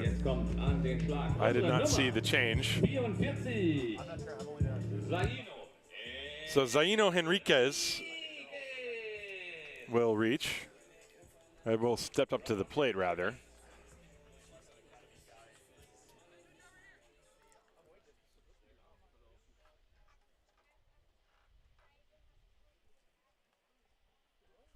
Well, they've given Zambrano a base hit on that. So first and third. Henriquez now batting from the left side, takes a strike.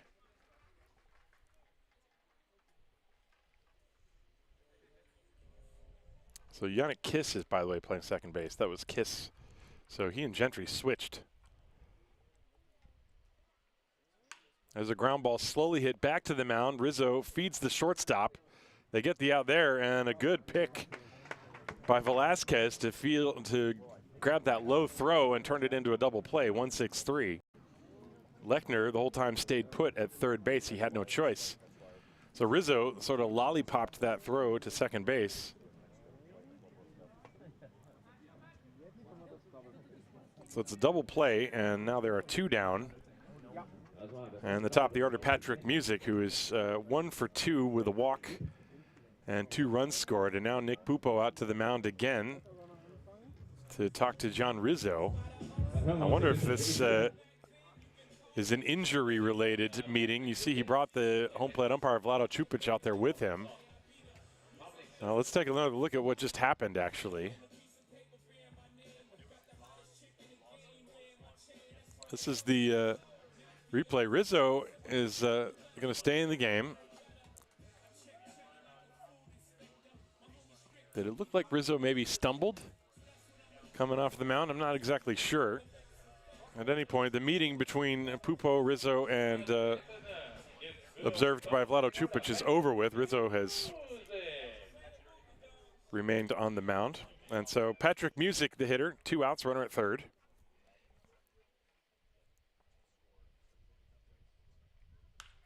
There's a fly ball to deep right field. And a long run for Gentry in front of the warning track. He makes the catch. Wind, sun, and all, and he was able to pull that one down. So Music gave it a ride to deep right field. However, the Disciples, for the first time in this game, do not score. No runs on 1 hit. No errors and 1 left on base. We will go to the 5th inning here in Haar. It's the Disciples 8, the Storm nothing. Haar Disciples Baseball brought to you by the Brauerei Wildbräu.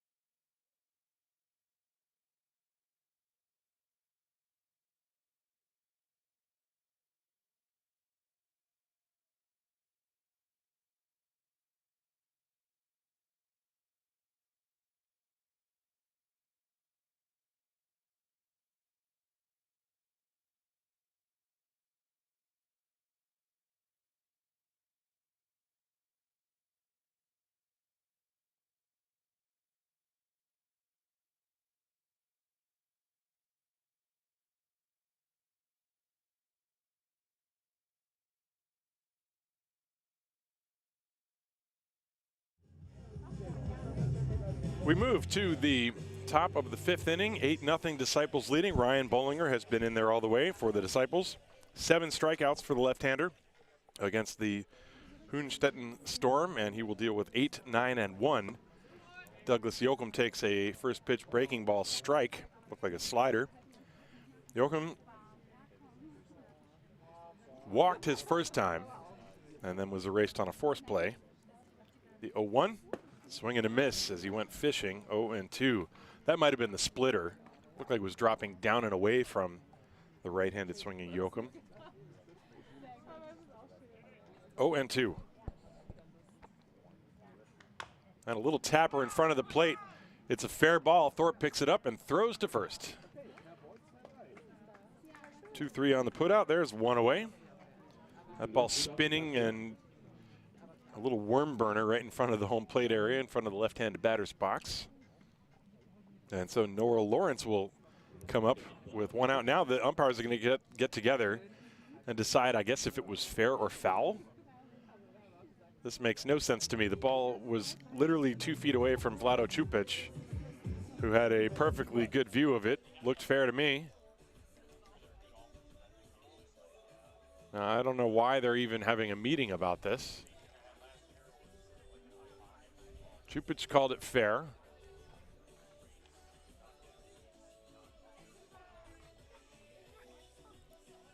And now they're going to call it a foul ball.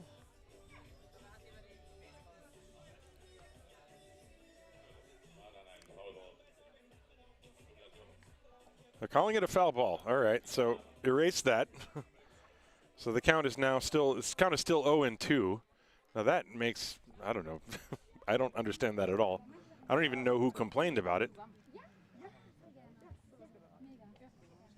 Pitches down and away, 1 ball, 2 strikes. I'm not sure how you even overrule the home plate umpire on that, because the ball was literally 3 feet from him. And he called it, and, I mean, looked correct from my view. Didn't look like anybody was even arguing about it. And they get together and they change the call. Now the count's 2-2. That to me is very strange. But Bolinger just lets it roll off of his shoulders, and he says, all right, I'll see what I can do here. 2-2. Ground ball sharply hit to the right side, and that's going to go into center field off the glove of Music. And now Yoakum is aboard with a leadoff single. So after the changed call, Yoakum gets a new life and takes advantage of it.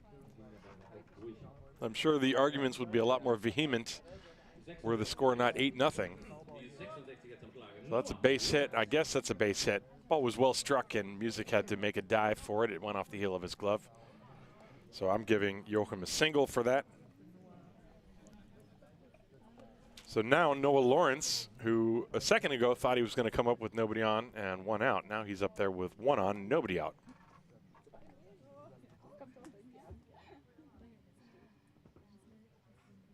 Pitches outside, 1-0. Bolinger at 73 pitches.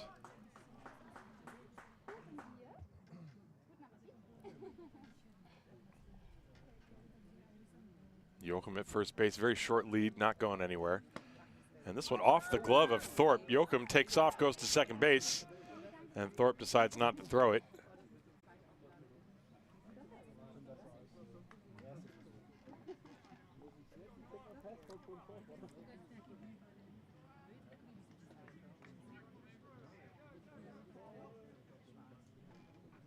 So that's going to be, I guess, a wild pitch. And so 2-0 the count on Lawrence. Ground ball, that was a line drive, rather foul over the head of the acting first base coach Phil Meyer, who had to duck for cover to get out of the way of that.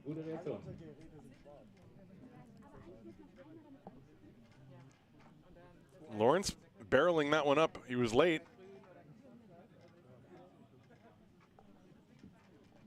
Two and 1 to Noah.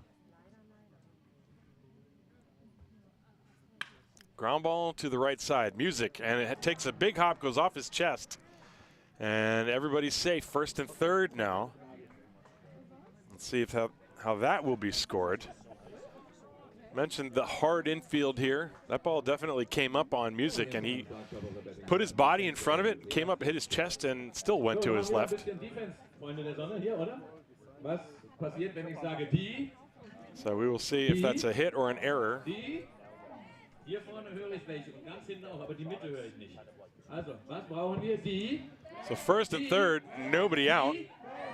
So schaut's aus. And now Charles Poe out to have a short conversation with Ryan Bolinger. I told you those two have known each other going back since 2013 when Bolinger was with the White Sox organization and Poe was a coach there. Charles Poe was also a hitting coach for the Rakuten Monkeys in Taiwan when Ryan was on the team. So Poe returns to the dugout and Bolinger will return to the bump. First and third.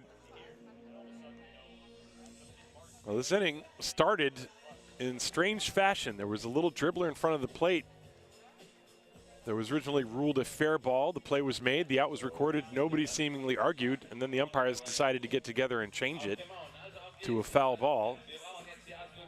And then Joachim then singled. Now Lawrence is at first base.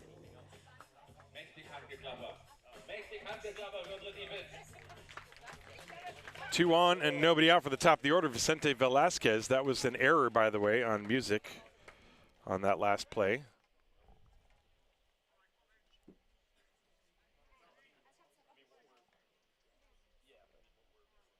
And the first pitch, a breaking ball, gets away from Thorpe, and into score comes Joachim. So wild pitch, and now Hünstetten is on the board. Breaking ball that Thorpe could not corral. Again, trying to throw it at the back foot of the hitter. And he missed his spot. Well, maybe he hit the spot, but now that was too far down and in. And Joachim, the first run for the Storm. It is now 8-1. Velasquez with a 1-ball, no strikes count. And he lines a base hit to left field. Lawrence is going to be held at third base. No, he runs through a stop sign, and he is now being run down. He falls down. Did Thorpe tag him? Yes, he did. Thorpe had to plead his case, it looked like. Boy, that was a lucky break. It almost looked like Lawrence got around the tag. He did that little dive move, and Thorpe jumped over him. Nobody was covering the plate. That would have been a huge mental mistake had that actually not worked. You see, nobody's covering home. And Lawrence popped up. Boy, you know, there was some question as to whether he was tagged or not, but once Thorpe showed the ball to Chupich, he put up the right fist. So there's an out. It's a base hit. But the throw went 7-6-2, I believe. And that's the second out of the inning. First pitch to Gentry was a strike in the count 0-1. So Bolinger now, in strange fashion, has 2 outs. That was a solid base hit off the bat of Velasquez. This one in the dirt, blocked by Thorpe, 1-1.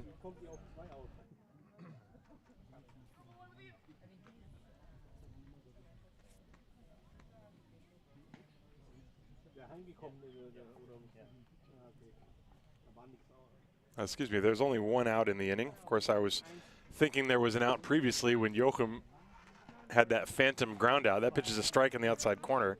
There's only 1 out in the inning. That was Joachim, who just got put out at home plate. There's 1 out.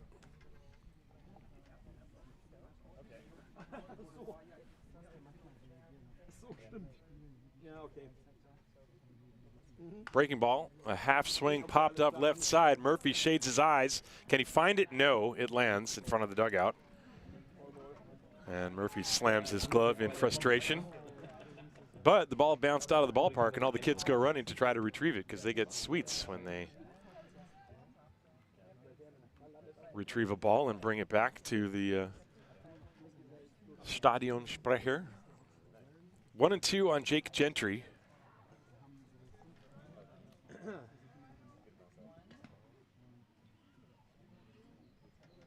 Runner leads off first base. That is Noah Lawrence. The pitch, Velasquez rather, swing and a miss.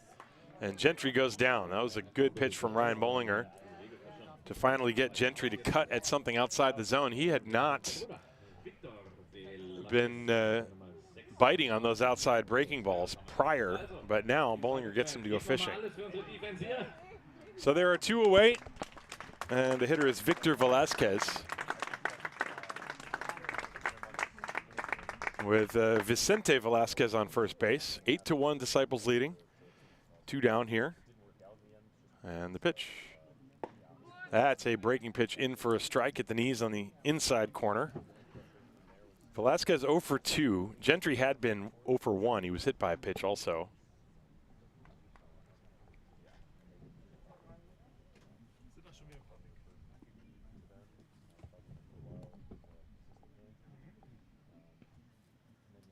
And the 0-1 pitch to Velasquez. Breaking ball. Missed a little bit low. There was a half swing on that one from Victor.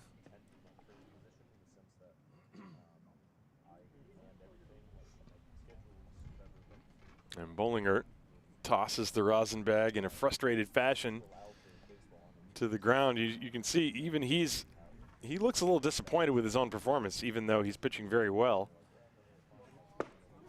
That's a good fastball, just missed the inside. Oh no, he got the inside corner, excuse me. Once again, you gotta wait. That looked like a frustrated pitch. He had a little extra mustard on that one. 1-2. I think Bolinger's frustration is with his, he's been a little inconsistent with his execution of certain pitches. That one, however, was executed well. 2 outs and the runner at first base. You still have to make the play to first base. Thorpe does. So that's a strikeout. That is strikeout number 9 for Ryan Bolinger. 2-3 on the putout. And Bolinger gets around the inning. However, 1 run on 2 hits, 1 error, and 1 left on base. We go to the bottom of the 5th. It is 8-1 Haar. This is Haar Disciples Baseball, brought to you by the Brauerei Wildbräu.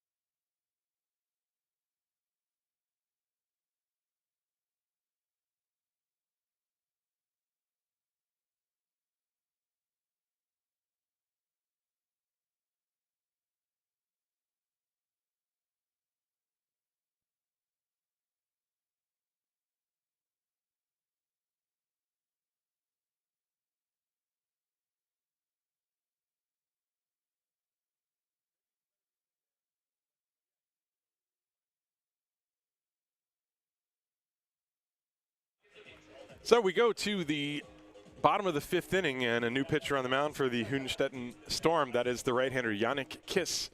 Started the game in right field, then moved to second base, and now he's been working his way closer and closer to the fans. Started way out there. Now he's on the mound in the center of all the action, and he's going to deal with Luke Steinlein. 2-3-4 for the Disciples. First pitch is a strike at the top of the zone. So Rizzo Goes 1 1/3 innings and did not allow a run. And the pitch, breaking ball, that's high and outside on Steinlein. 1 ball, 1 strike. Steinlein has been on base all 3 times. He tripled and scored, also drove in a run, singled to drive in a run, and then he walked and scored. So he's scored twice. 1 ball, 1 strike from the right-hander Yannick Kiss. Ground ball sharply hit to the left side, backhanded by Velasquez. Fires across his throw, pulls Lawrence off the bag, and he could not get back and tag it in time. Steinlein beats it. That'll probably be a throwing error on the shortstop. Tried to put a little extra on it, and pulled Noah Lawrence off the bag. Lawrence tried to get his glove on the bag quickly, but Steinlein beat him. 8-1, the Disciples leading here. And now Steinlein, who's been on base 4 times, he's up there on first base for Fildrick Llewellyn, who steps into the batter's box.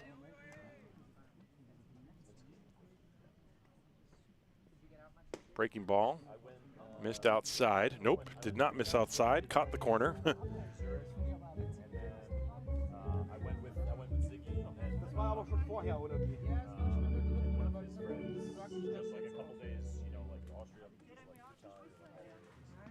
And the pitch, that's outside. 2-0. Joachim, the catcher, again thinking about throwing behind the runner at first. Luke Steinlein. Llewellyn today is 1 for 2. He singled and scored, reached on fielder's choice, and struck out.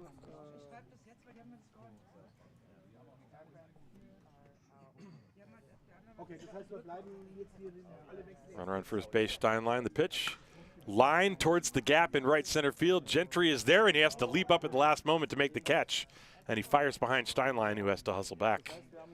Well, that ball took off on Gentry in right field, and he nearly misjudged it. He did a great job cutting over to the ball, but that ball was hit very hard by Fildrick Llewellyn. So a good recovery in right field. That's the first out. So now Graham Luter steps up to the plate. Luter is 2 for 2, singled twice. He's also walked. He's driven in a run.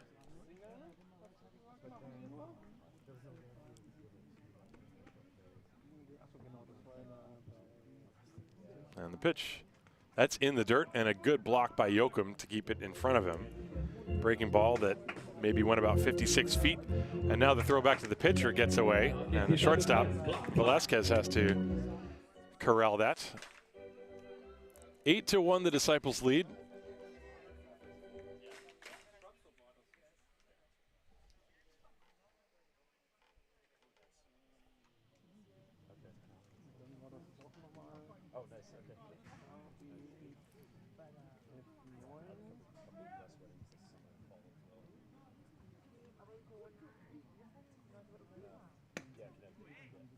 And that one misses outside. 2 balls and no strikes.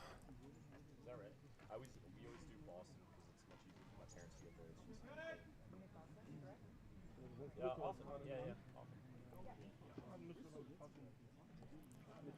2-0 to Graham Luter. And that one is low. 3 balls, no strikes. I imagine he will have a green light here.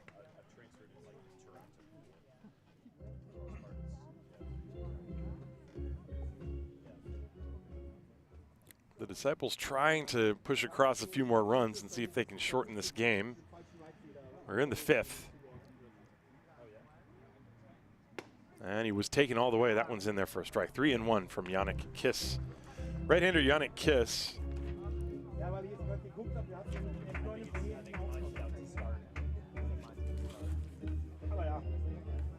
Last year for Hünstetten, pitched 9 2/3 innings. Gave up 3 runs in that time. And he has walked Graham Luter. And so Steinlein will go to second base.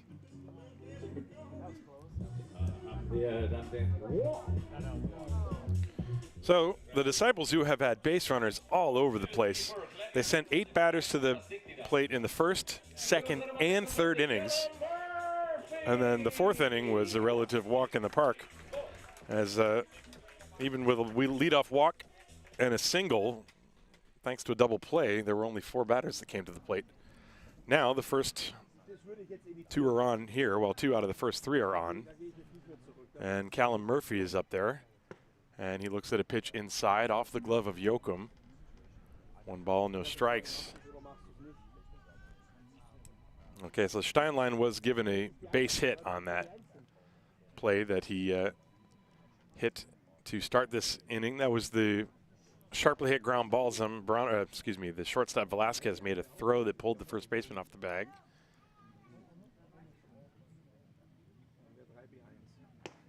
There's a strike to Callum Murphy. So 2 more base runners this inning. A single, fly out from Llewellyn, which was well struck, I might add. So the Disciples, they have really swung the bats well today. They have put pressure first on Jesse Remington, then on John Rizzo, and now Yannick Kiss.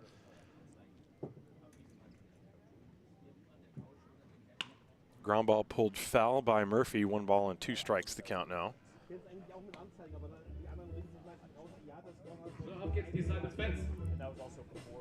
The Disciples scored 3 in the first, 2 in the second, 3 more in the third. Hünstetten scored their lone run in the top half of this inning against Ryan Bolinger in his first home start this season. 1-2 on Callum Murphy. And the pitch, pop fly, foul out of play, and the count still 1 ball, 2 strikes.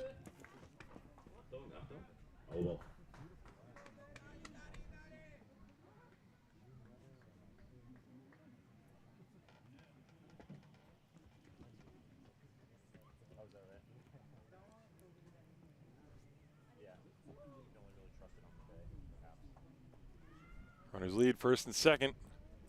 Ground ball slowly hit to third. It's a fair ball. Velasquez steps on the bag, throws to first, and that's a double play. And that'll end the inning. 5-3 double play. That's exactly what Yannick Kiss wanted.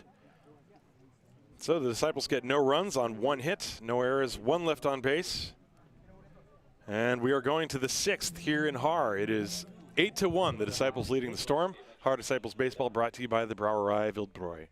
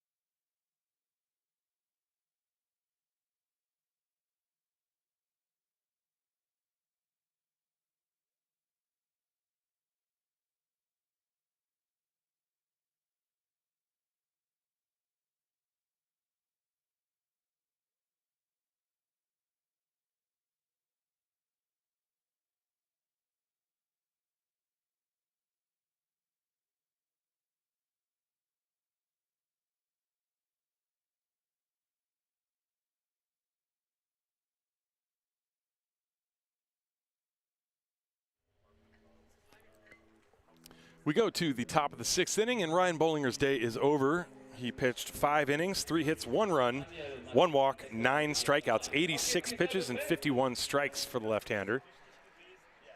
He would be in line for the win. Jan Endriat, the right-hander for the Disciples, is on the mound. And he will work with 4, 5, and 6. Daniel Martins to start things off for the Hünstetten Storm. And the first pitch from Endriat is in there for a strike, 0-1. Martins was 0 for 2 with 2 strikeouts against Bolinger, so he's probably glad to see somebody else out there on the mound. Jose Pimentel, who's now playing second base, is the next hitter. Breaking ball. That's in there for strike 2. That's that good Endriat breaking ball. Martins was backing all the way out of the batter's box. Rogelio Maldonado will be the third hitter of the inning. No balls and 2 strikes on Daniel Martins. So Bolinger with 9 strikeouts in each of his first 2 starts. Breaking ball. Just missed the corner that time.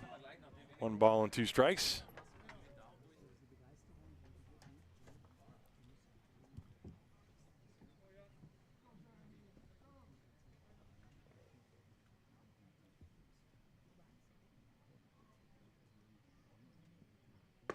And he tried that breaking ball again, 3 consecutive. This one, however, missed. 2-2 the count.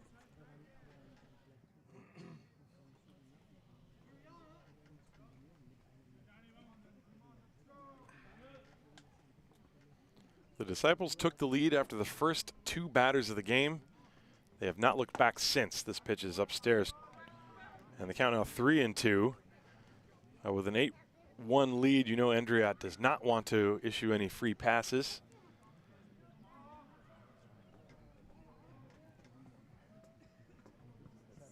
Let's see what he does here. 3-2. Will he throw the breaking ball? Yes, and it's lined on a hop to third. Murphy fields it, throws across the diamond, picked nicely by Luter on the back end, and there's the first out.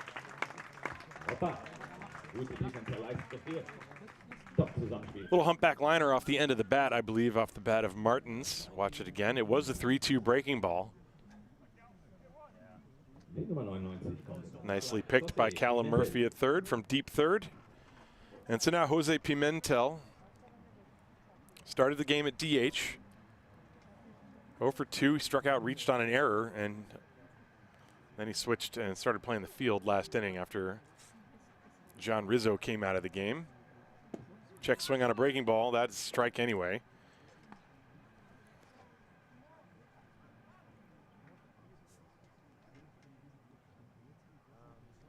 Oh, and 1 the count to Jose Pimentel.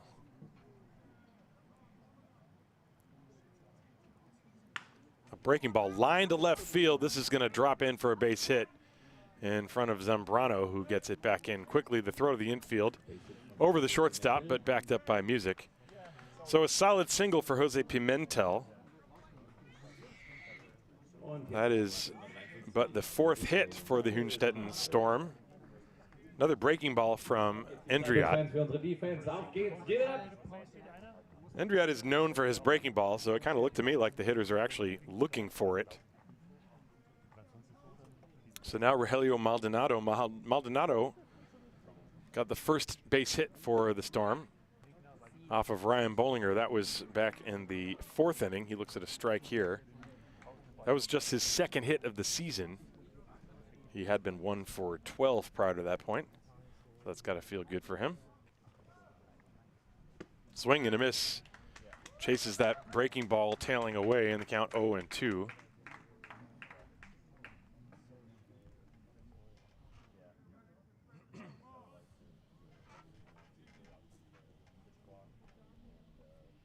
Pimentel off first, very short lead being held on by Luter. The pitch, breaking ball, and down goes Maldonado. 3 breaking balls to him. This is it again. 2nd out of the inning. And so now, with 2 outs, Yannick Kiss steps up to the plate.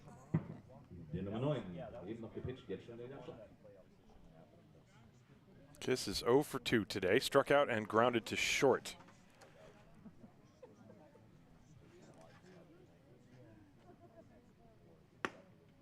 And the pitch is upstairs for a ball. 1 ball, no strikes. Well, it was a battle of left-handed pitchers. Jesse Remington versus Ryan Bolinger. Remington had pitched very well last week, but today was not his day. That one misses low and away. Remington only lasting 2 2/3 innings, 9 hits and 8 runs. And the biggest problem was really the 6 walks. He tried to battle and give his team length, however, but at the end of the day, he ran out of gas. Ryan Bolinger pitched 5 solid innings. That pitch is low, just barely 3-0 on Kiss. Bolinger, I think, was getting a little frustrated last inning, and maybe that started with that play that started the inning. It was a little chopper ground ball in front of home plate that was initially, ruled a fair ball. The out had been recorded.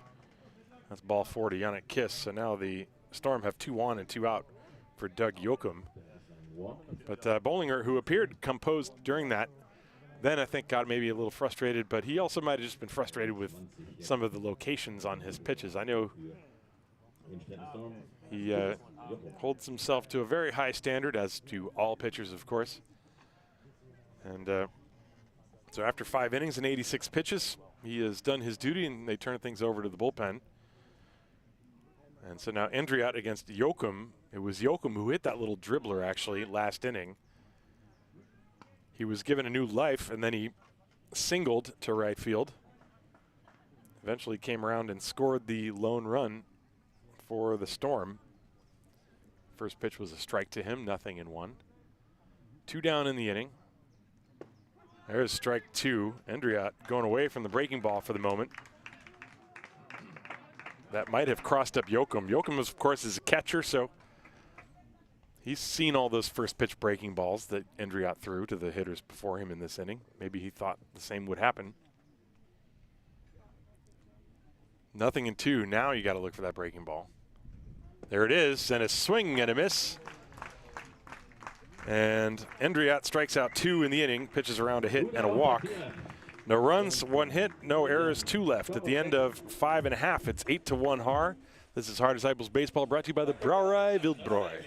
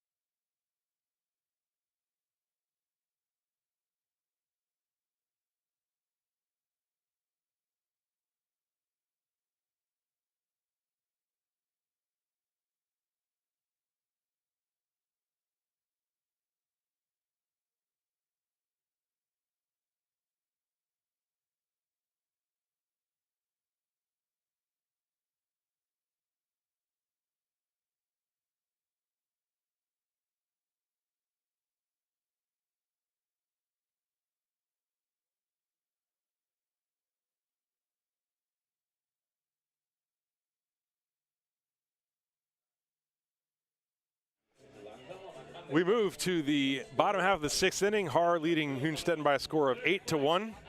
And for the Disciples, Will Thorpe, Simon Lechner, and Anderson Zambrano, 6, 7, and 8 in the order. Thorpe has a sac fly and a run batted in today. He then reached on a fielder's choice and popped out.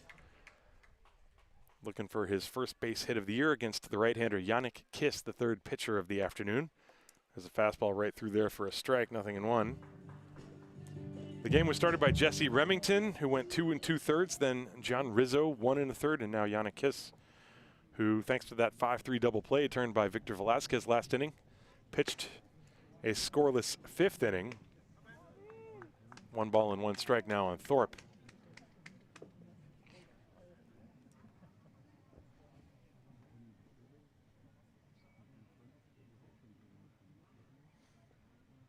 That one's high and outside, 2 balls and 1 strike.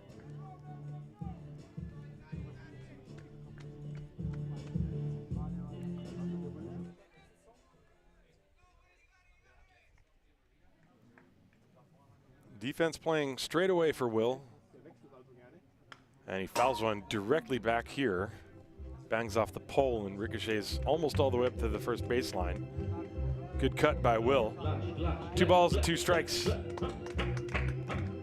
see the Disciples are all lining the railing of the dugout. They are all in this game. A lot of energy coming from that side of the field. Another good crowd at the ballpark today. Around 115 people, I was told.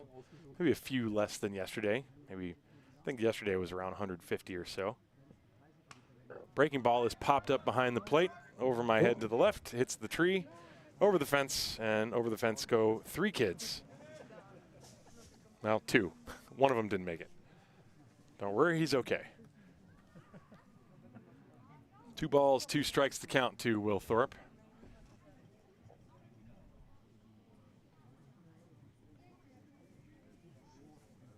And it's high, full count now.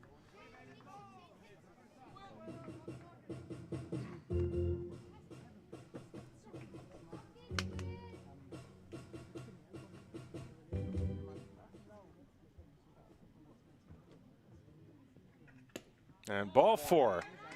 Thorpe draws the walk to start things here in the 6th. They've had base runners in every inning. They had they sent 8 batters to the plate in the 1st, 2nd, and 3rd innings. And then they had a couple base runners in the 4th, left on 1 in the 5th. There were 2 double plays turned, so that even spared the Storm a couple of extra base runners, but they've basically been dealing with traffic on the bases all day. It's like the Cross Bronx Expressway up in here. Simon Lechner now is going to be relieved for a pinch hitter. And that is Bernd Beastie Radovic. Radovic, who had a hit yesterday, drove one off the base of the left field fence, as a matter of fact. And you know, I asked him yesterday about the bat that he was using because it looked very old and worn. And he said, "Yeah, it's one of my old trusted competitors." Well, I don't know if he broke it in batting practice or what, but he's using a new one today. 2-0 the count to him. This one is corked, which I think is a myth anyway. I don't think corking your bat does anything except get you thrown out of a game. Pitch is low, 3 balls and no strikes.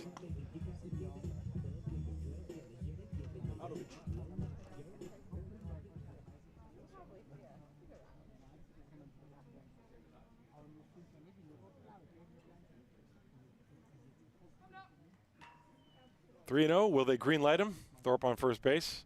I say do it. And he takes a strike anyway. If anybody's earned a green light on 3-0, it's Bernd Radovic. For all his years playing for this team, working behind the scenes, all the things he does. I mentioned a little bit of it yesterday. Can still swing it. 3-1 to him. And he fouls it away. Got a good pitch to hit. Full count now. You can hear that ball ricocheting through the trees behind me, but I've got a tent over my head, so I can't see where it goes. Just got to wait for the plinko sounds as that ball comes down. And again, the same kids jumping over the fence. This time it's, wow, Max Kepler in the ballpark, or at least a 12-year-old Max Kepler fan is in the ballpark, jumping over the fence to go get the ball. Full count, Thorpe on first base, nobody out. I don't think he'll be going. He's not. A high pop-up into shallow center field. Maldonado searching for it and finds it, puts it away for out number 1. I think that's the first ball that Maldonado's caught out of the air this weekend. I don't think he had a single fly ball to center field yesterday off the top of my head. So welcome to the game, Rogelio Maldonado. I'm looking in my scorebook for an F8. I don't think I see one. So, fun fact. Anderson Zambrano now steps up to the plate. He is 2 for 3 with 2 singles, a run scored. Thorpe still on first base. And he lines one down the right field line. Fair, it's trouble. Fair ball into the corner. Thorpe is on his way to third. He's getting the wave home. He's coming, and here comes the relay throw to the plate. Thorpe is out at home. Very good relay by the second baseman, Jose Pimentel, just barely nipping Thorpe as he tried to get the hand in there. That was perfectly executed. You have to give the Storm credit on that one. It was a well-struck base hit. It's going to be a double for Zambrano, and then he takes third on the throw. But the play went 9-4-2, and Thorpe is out at home.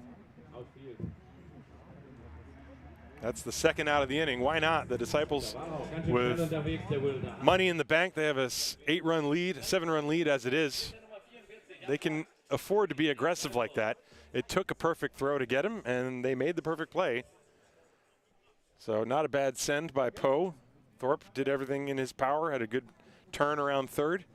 Now Zaino Henriquez at the plate, switch hitter, and he lines a base hit.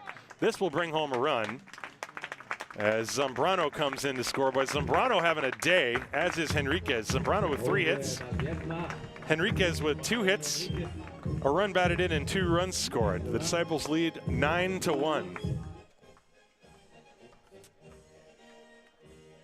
First pitch swinging, and Zaino Henriquez roped that ball into right field. And so now, top of the order, Patrick Music steps up again. Music has singled, scored, walked and scored, and then flied twice to right field, once very deep. And this one is high and outside by Kiss. 1 ball, no strikes.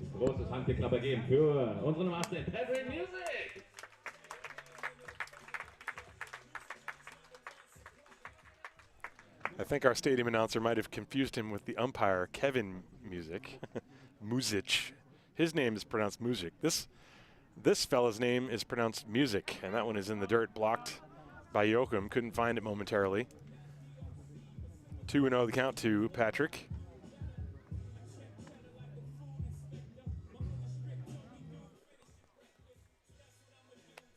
Yannick Kiss had a scoreless 5th inning. He was helped by a double play ball. He did give up a single and a walk. But here, this inning, walk, and then a flyout, double single. That's where we're at. Thanks to the play at home, there are 2 outs, however. 2-0 on Patrick Music. And the pitch. Swing and a foul tip into the mid of Joachim. 2-1. Music with a healthy cut.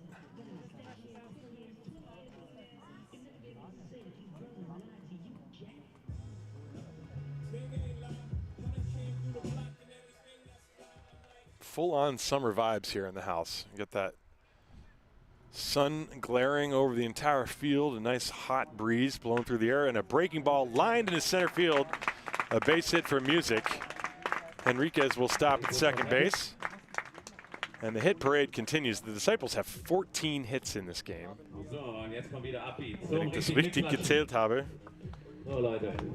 Take another look at this. It was a breaking ball up in the eyes of Patrick Music, and he just smacked it. Spinning up there in the center of the zone. Solid swing. And now Luke Steinlein. It's 9-1. And again, so we're in the 6th inning now. If the Disciples can plate 2 more runs here, it would again be a 10-run lead. They would then need to hold the Storm scoreless in the 7th to shorten this game. Steinlein takes a pitch up high for a ball. 1 ball, no strikes. Steinlein has been on base 4 times today. He's got a triple, 2 singles, a walk. He scored 2 runs. He's driven 1 in. That's the kind of day it's been. He had a great day at the plate yesterday as well. 1-0 the count to him. And 2-0 as that one just missed a little bit high.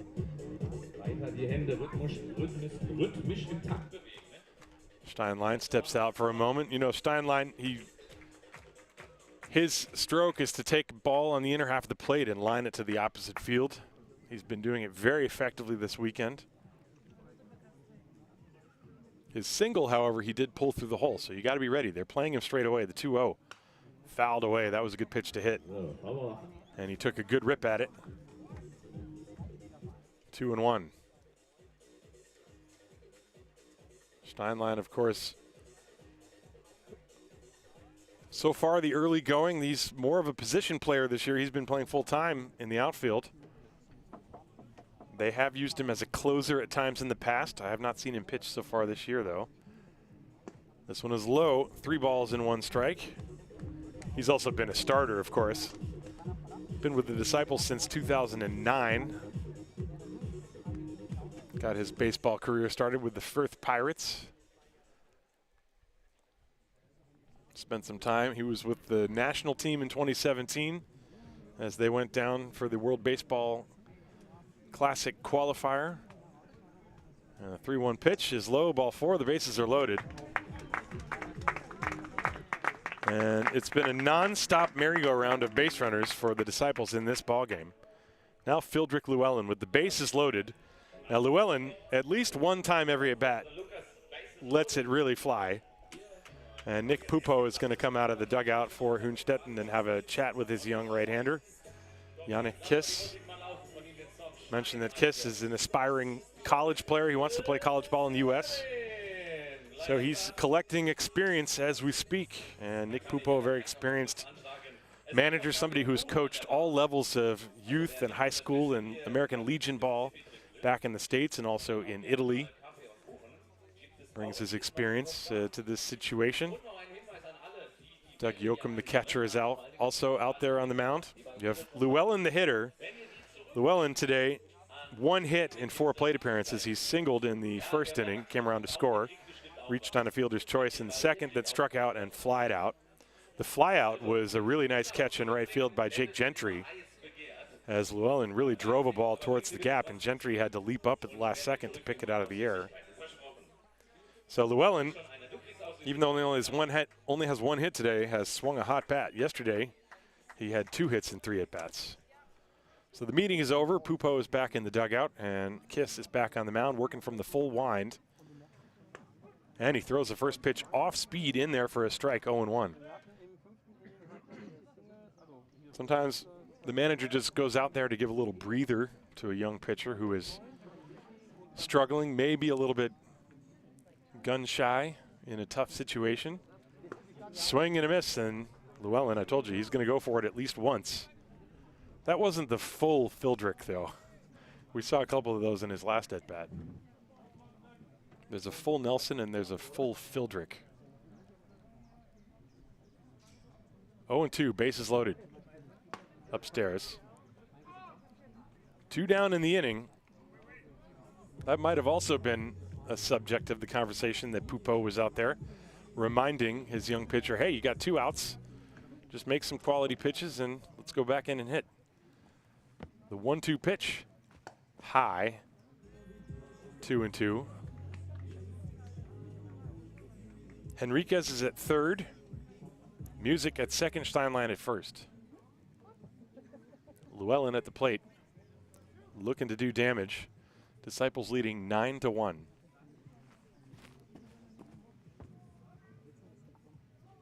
And he reaches for that one and gets a piece to stay alive.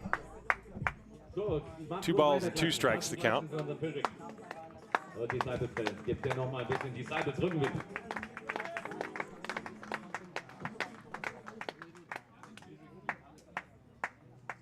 Here comes the 2-2 pitch with the bases loaded.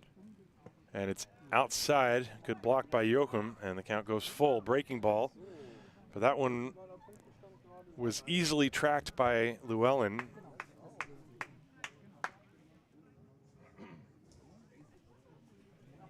So a full count with the bases loaded. Nowhere to put them. The runners will be going.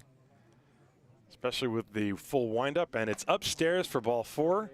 That drives home a run, and it is now 10-1 as Henriquez scores. Steinlein moves to second, Music to third. Llewellyn gets an RBI. And now it's going to be Graham Luter's chance with the bases loaded. One more run, and the Disciples can shorten this game by getting 3 quick outs in the 7th inning. And trying to sweep the weekend. They won yesterday by a score of 11-1. They're trying to replicate that, maybe more today. The pitch. That's a strike in the outside corner.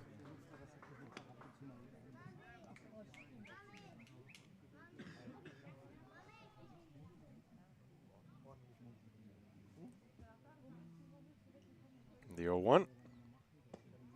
Curveball missed inside. 1 ball and 1 strike. Graham Luter today has also been on base all 4 times. He's singled twice and walked twice. He's driven in a run. And he looks at that one in the dirt. 2 balls and a strike. Well, a walk would also do the trick for the Disciples here in terms of reaching that 10-run lead as a goal.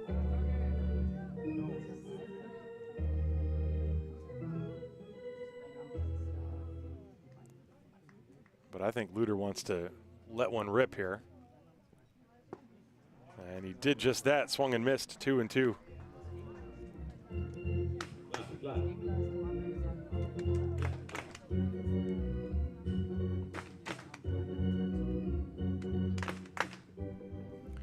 Two balls, 2 strikes, 2 outs, bases loaded, and the pitch. That's high, ball 3. Another full count. That's the 3rd consecutive full count. Although I think maybe on Steinlein it was just 3-1. 2nd consecutive full count, rather.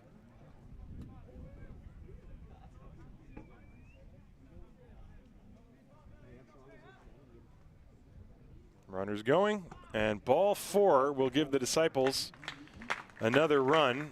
Luter gets a 2nd run batted in as Music scores. Steinlein to 3rd, Llewellyn to 2nd. 8 batters have come to the plate in this inning. That's the 4th time in this game the Disciples have done that. And the young pitcher Yannick Kiss struggling with his command, but he's going to still try to get one more out. The Disciples now have the 10-run lead they wanted. So their strategy now is to try to just get 3 quick outs in the 7th. First pitch to Murphy is a ball, but of course, no reason they don't want to. This is Miguel Pinheiro, by the way, pinch hitting for Murphy. So Pinheiro will pinch it. Murphy, who had been 1 for 2. Pinheiro grounds one off the end of the bat to the shortstop Velasquez. He feeds second, and that's the final out of the inning. So a 6-4 force retires Luter at second base. That's the 3rd out of the inning. But the Disciples extend their lead. They now have the 10-run lead they wanted. It is 11-1. We go to the 7th inning, and the Hünstetten Storm will need to score at least a run if they would like to extend this game. The Disciples, of course, want to try to shut them down and end it right here. We'll be right back. This is Haar Disciples Baseball, brought to you by the good people at the Brauerei Wildbräu.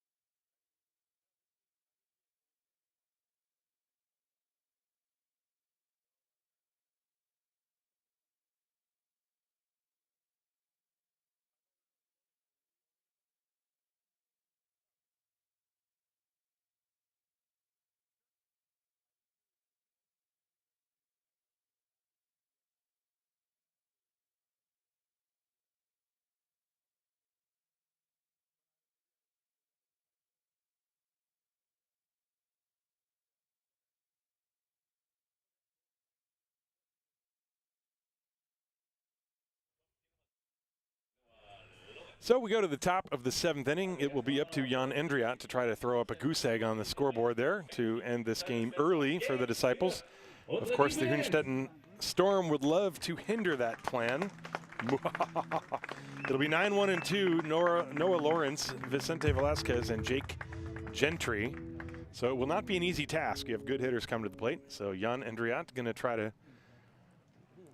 close this thing out. It's 11-1, Disciples leading. Noah Lawrence is 0 for 2, struck out and reached on an error. And the pitch is hit high in the air to deep center field. Way back goes Llewellyn. That is over his head.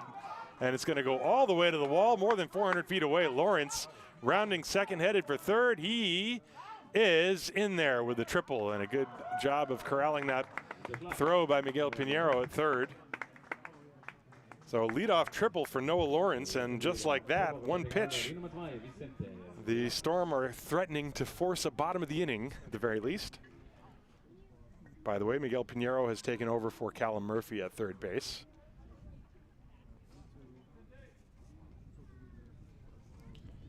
And so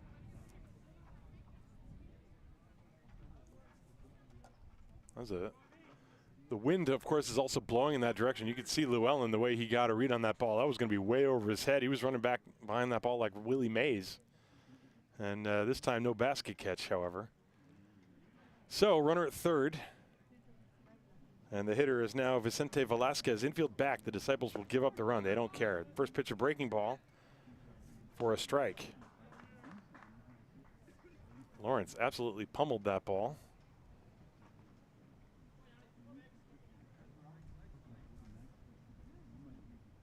In the dirt, good block by Thorpe. 1 ball, 1 strike.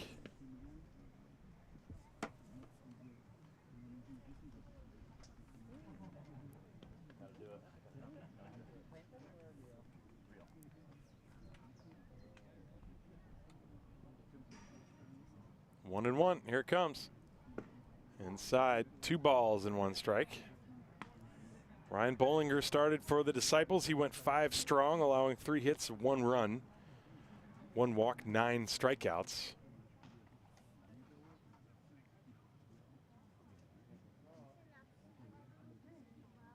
Breaking ball drilled to deep left field. Back goes Zambrano. It's over his head, and that one's going to go to the wall. Lawrence is in to score, and Velasquez pulls up at second with a double. So it is now 11-2, and there goes the 10-run rule. Solid contact by both Lawrence and Velasquez. I mentioned, last inning, Endriat is known for his breaking ball, and I think they're sitting on it. That was the breaking ball again, and he just waited and then barreled it up. So now Jake Gentry steps up to the plate. We'll see how Endriat decides to attack him. 11-2 is the score. Gentry is 0 for 2 today. He was hit by a pitch and then struck out twice. That was all against Bolinger. Gentry, a left-hand hitter with power. And the pitch is low. 1 ball, no strikes.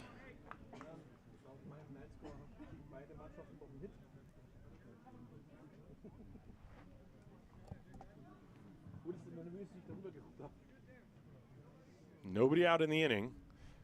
Music is almost on the right field grass. And the pitch is low. 2 balls and no strikes to Jake Gentry.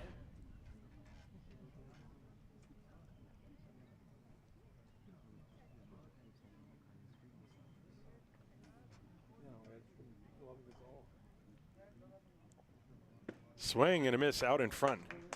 So far, no breaking balls in this sequence from Endriat to Gentry. That might have been a changeup of some kind. Something off speed. Gentry was out in front of it. So the count 2-1.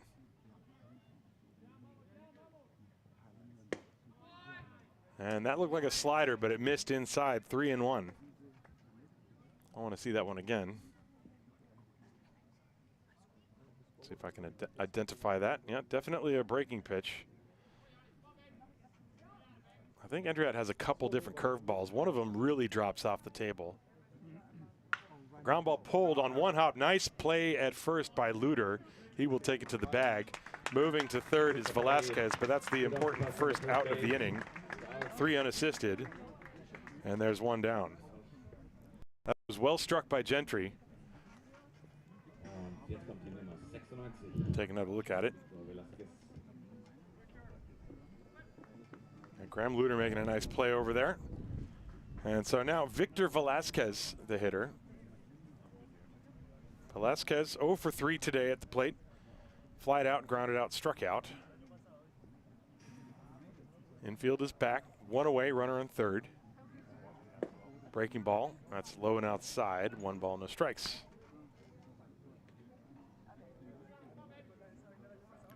The Disciples trying to even their record at 2-2, which would then put them in a tie. There'd be a 4-way tie. Although I think Heidenheim, I don't know if they're playing yet today. Heidenheim and Stuttgart and Mainz are all 2-2. Count as 2 balls and no strikes. I think they've already played all their games. There's a strike on the inside corner, 2-1. Yeah, so with a win today, the Disciples would, even their record. The ties, obviously, there are tiebreakers in place, and so there would still be a placement in the standings. It's not actually a 4-way tie, but 4 teams with the same record of 2-2. Now, of course, just this early in the season, there's a ground ball to third. This will get a run home. Pinheiro throws out Velasquez. Give him a run batted in. And the score is now 11-3. And Daniel Martins comes to the plate with 2 outs and nobody on. But, I know it's obviously the 4th game of the season, but I kind of don't expect that to change. I think there's going to be a lot of head-to-head matchups that really, in some years in the Bundesliga, there are almost predetermined outcomes. You can almost tell who's going to beat who. But the last several years, that has really not been the case. And I think this year might even be more of a clustering of the top teams. I mean, if all the teams are pretty well distributed in terms of the talent and the foreign players that are playing, boy, that is the stuff of a exciting league season. Breaking ball is low. 1 ball, 1 strike on Daniel Martins. 0 for 3 today is Martins. Nobody out.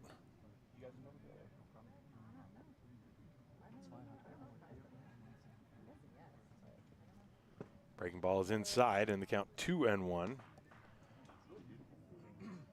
For the Disciples, in the bottom of the 7th, they will have Thorpe, Radovic, and Zambrano, 6, 7, and 8. Against, I guess, Yannick Kiss. There's no activity in the Hünstetten bullpen. 2-1 on Daniel Martins.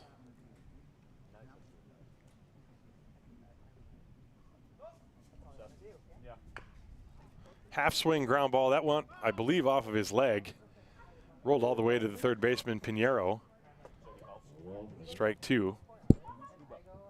Watch that one again. That doesn't usually feel very good. Oh, right off his shin. No shin guard either.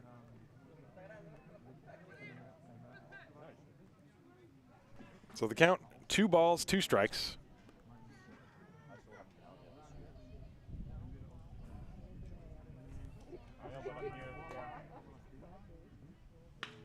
Line drive down the line. That's a fair ball. Base hit over the head of Pinheiro. Zambrano cuts way over and gets to it very quickly. And that's a very good throw to get the ball back in. So a single from Martins. Zambrano showing excellent range over there in left field. And a good arm, I might add. So a 2-out single. That's the 3rd hit in the inning. A triple, a double, and now a single. And Jose Pimentel is going to come up, and Ryan Bolinger, not only today's starting pitcher, but he also is, of course, the pitching coach. So he's out there to have a chat with Jan Andriat, tell him what he needs to do to get Pimentel out. The Disciples would like to try to keep this right where it is. Meanwhile, Pinheiro is switching hats with Callum Murphy. I'm not sure Miguel Pinheiro, maybe his hat was the wrong size. This is a pretty long meeting on the mound. Looks like Bolinger is waiting for Čupić to come out there and break up the meeting. Čupić just standing adjacent to the circle. Bollinger's still there, and now the meeting is over.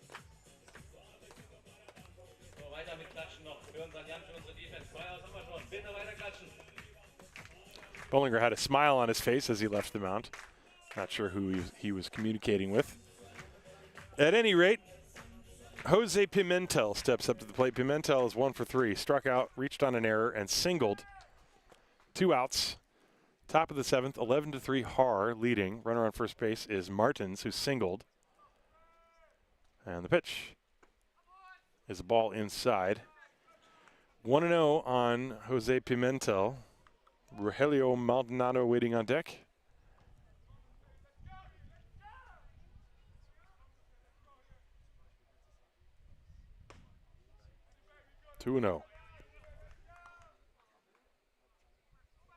Now, Endriat has struggled a bit with his control. Last inning, he gave up a single and a walk. This inning, the triple-double and a single. Now he's behind 2-0. And now he's behind 3-0.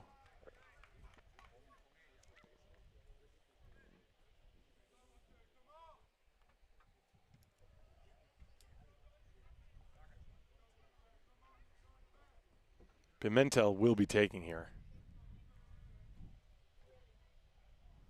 And he takes ball 4. That is not what you want to see if you're Ryan Bolinger and the pitching coach. Of course, Endriat struggling a bit with his command here. Now he's going to face Rogelio Maldonado with 2 on. And a big hit here, and then suddenly things start getting a lot closer. Maldonado has a hit in 3 trips. He's struck out twice and singled. Martins at second, rather. Pimentel is at first.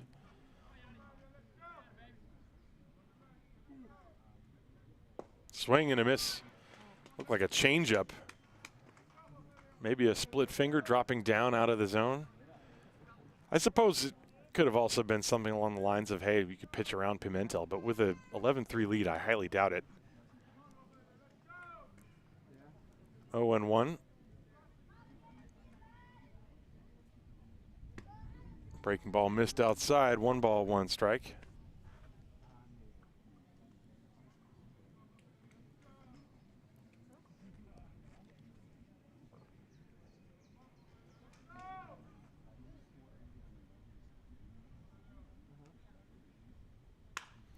Off the end of the bat to shallow left field. Zambrano coming on. He can't get there.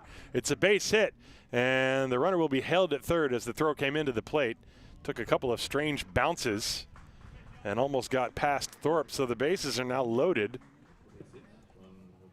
That was a wise hold at third by Nick Pupo. Remember, the Storm had 1 runner thrown out at home plate already in this game, and Maldonado with his second base hit. Base is now loaded for Yannick Kiss, who, by the way, is the pitcher. So he will try to help himself. It was another breaking ball. And Maldonado waited on it long enough, was able to get the end of the bat onto it. So it's not easy. Not easy outing for Jan Endriat. Still trying to work his way through this 7th inning. Base is loaded, 2 outs. The wind picks up now, blowing from right to left. And it's high to Yannick Kiss. Kiss is 0 for 2 with a walk. Ain't over till it's over. This one ain't over.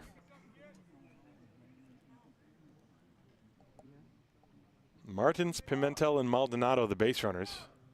1-0 on Yannick Kiss. And now it's 2-0.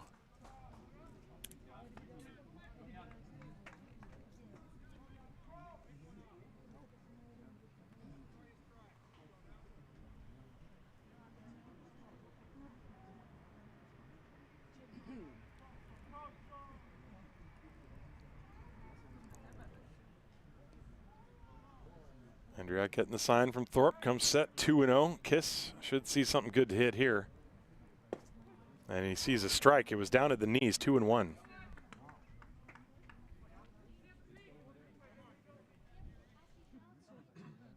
Well, this game had been a pitcher's battle for Jesse Remington, while we're seeing Endriat do the same thing. Yannick Kiss has also struggled.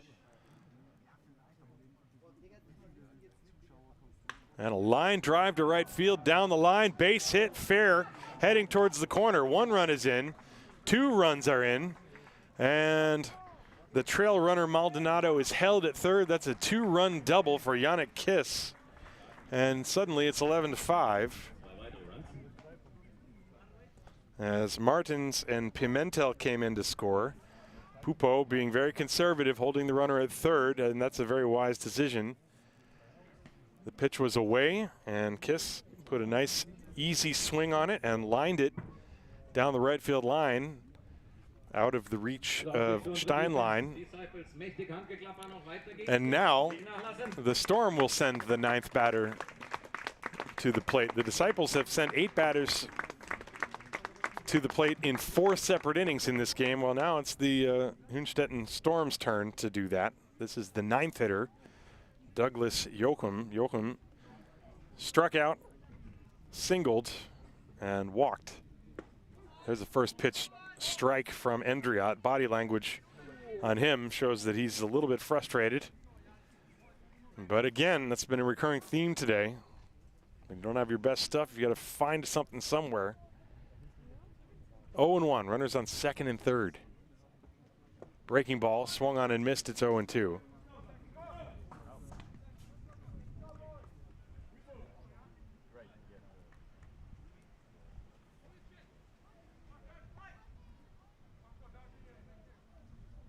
Well, Hünstetten trying to come back and put pressure on the Disciples in this game. A hit here could go a long way towards doing that, but the breaking ball is outside. 1 ball and 2 strikes.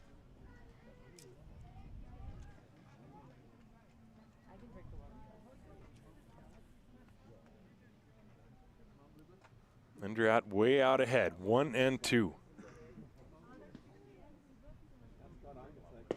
And strike 3 called on the breaking ball in the inside corner, and the inning comes to an end. But Hünstetten score 4 runs.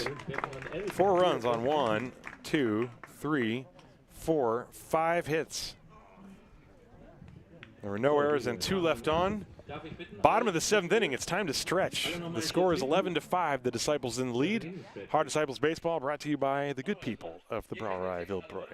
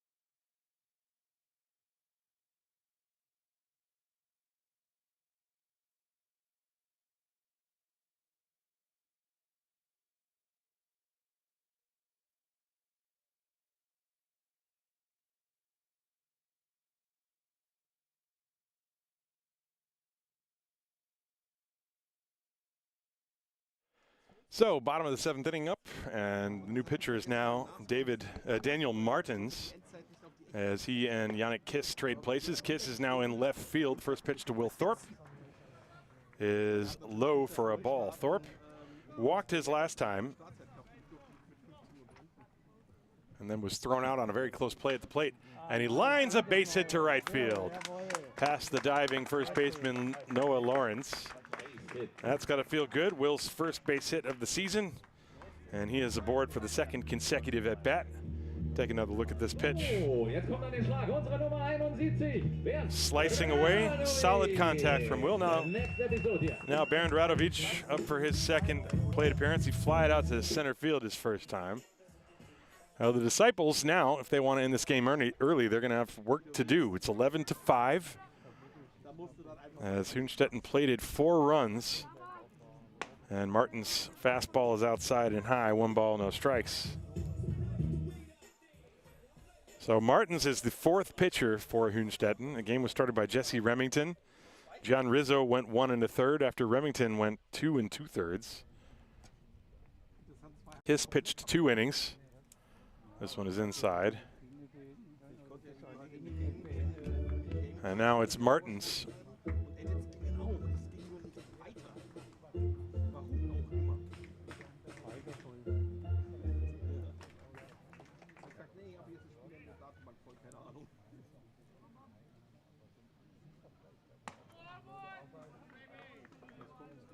Three balls and no strikes now the count on Radovic, who will be taking. Yannick Kiss in his 2 innings, 4 hits, 3 runs, 5 walks, no strikeouts. He threw 42 pitches, only 22 of them were strikes. So that's the obvious area to improve.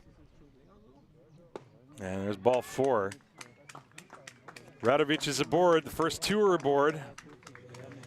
That is the 12th walk the Disciples have received in this game. 6 by Remington. Excuse me, hang on a second. There's more than that. That's the 13th walk.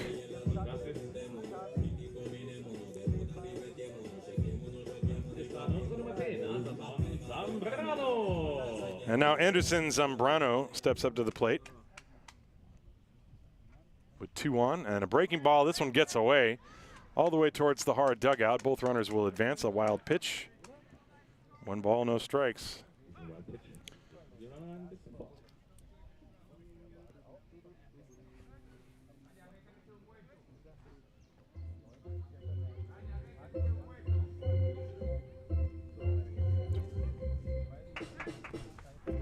One ball, no strikes. That's 4 consecutive out of the zone. Excuse me, 5. And Zambrano now up there with runners on 2nd and 3rd. Infield has to come in. There's a strike from Martins.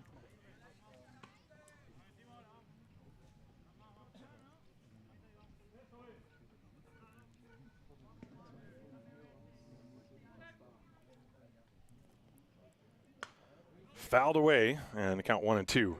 Remington 2 2/3, Rizzo 1 1/3, Yannick Kiss 2 innings, 4 hits, 3 runs, 5 walks. Yeah, so Remington walked 6, Rizzo walked 1, Kiss 5, and now another. That's 13 walks. As Martins is in there now.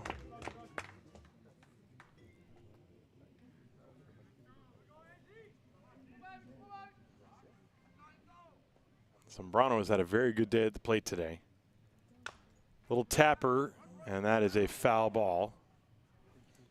That was similar to the one that Joachim hit, except this one was clearly in the foul batter's box. So the count 1 and 2.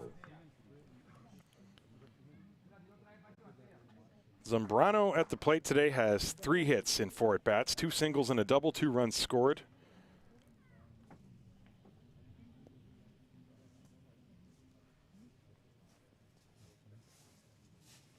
Breaking ball, chopped to 3rd, bobbled by Velasquez, and he's got no more play. That was good base running by Will Thorpe.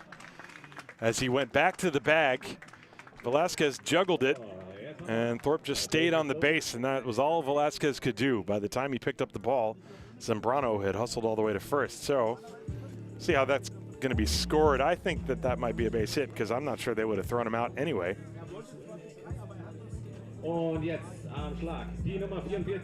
And so now Zaino Henriquez steps up with the bases loaded, nobody out, and the Disciples back to work. The Disciples need to score 4 runs to end this game similar to the way they did yesterday's, and Henriquez fouls away the first pitch, strike 1.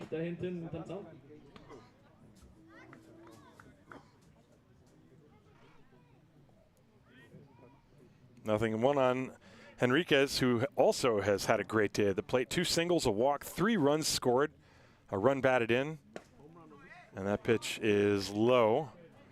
1 ball, no strikes. That pitch, well, let's see, the play has not been updated. Waiting for the official scoring on that ground ball that Zambrano just hit. That's going to be an E5. There's a strike called, 1-2 now to Henriquez.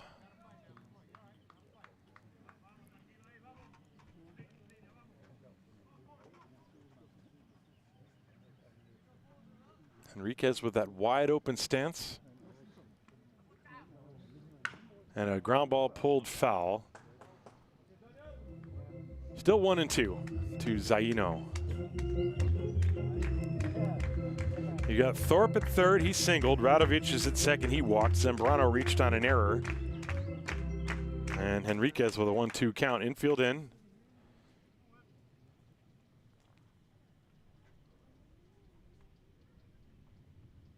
That's low, 2-2. Daniel Martins trying to extend this ball game as long as he can, but to do that, he's got to keep the Disciples from scoring too many runs. 2 balls, 2 strikes. The pitch swung on and missed on a pitch in the dirt. And Henriquez is out number 1. Obviously, no chance to try to go to first base with the first base occupied. See what that pitch was that he chased after. It was something that was diving down. Now the top of the order, Patrick Music, will step up to the plate. And Henriquez chasing what looked like maybe it was a changeup or a splitter, something that dropped. So bases still loaded, now with 1 out, and Patrick Music at the plate. Music has singled twice and walked. He's scored 3 runs today. Flied to right field twice. That's a ball outside, 1 ball, no strikes. Music scored 3 runs yesterday. He's scored 3 runs today.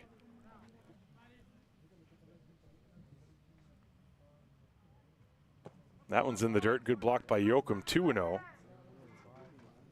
Well, the 13 walks, there have also been a handful of wild pitches. That's been the biggest bugaboo for the Storm in this game. 2-0 to Patrick Music. Little chopper foul at the plate. That one got a piece of Music. 2-1.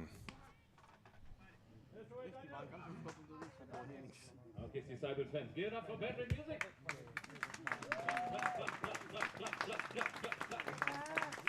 Keep going.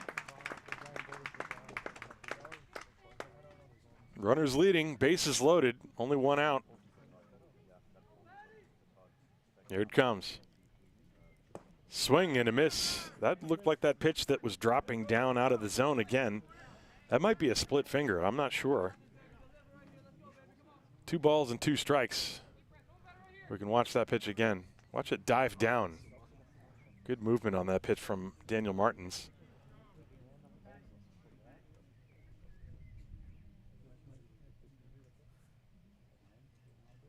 And a step off after quite a bit of time had elapsed while Martins was looking for the signs from Douglas Joachim. And we'll do it again. 2-2 on Patrick Music. Here it comes. Breaking ball, that's inside for ball 3.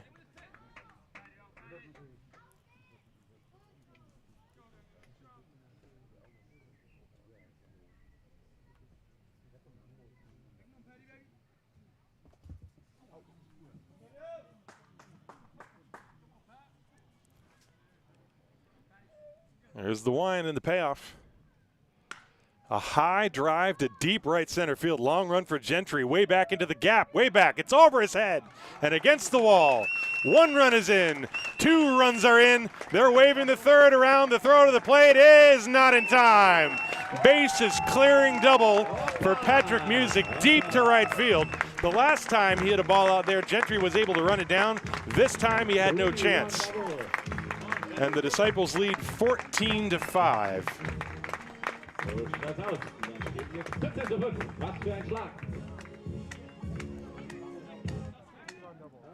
A 3-run double for Patrick Music. Let's watch it again on the replay, and that is what the doctor ordered. The Disciples looking for that big hit. Remember, I told you it's very breezy. The ball is carrying far to right field, and Gentry went all the way back to the wall and nearly crashed into it. So now the game-ending run in the person of Patrick Music is on second base. And Steinlein is up there looking at ball 1. Music, have yourself a day. Yes, he made a couple errors in the field, but at the plate, he has more than atoned for it. That's the big hit. The 3-run bases clearing double. And Steinlein swings through that. 1 ball, 1 strike. Music now has 3 hits today, plus a walk, 3 runs scored, and 3 RBIs. And if he can score here, this game will end. There's only 1 out in the inning. 1 ball, 1 strike on Steinlein. The pitch fouled away, 1-2. You have Phildrick Llewellyn waiting on deck. Steinlein, who's had a good day at the plate as well. He has tripled, singled twice, and walked twice. He's been on base all 4 times. A lot of gaudy numbers and a very full-looking scorecard. A lot of ink on my page. 1 ball and 2 strikes. Over the head of Steinlein, and that was quite a grab by Joachim. Well, watch this. 2 balls and 2 strikes. I don't know how Joachim even got this one.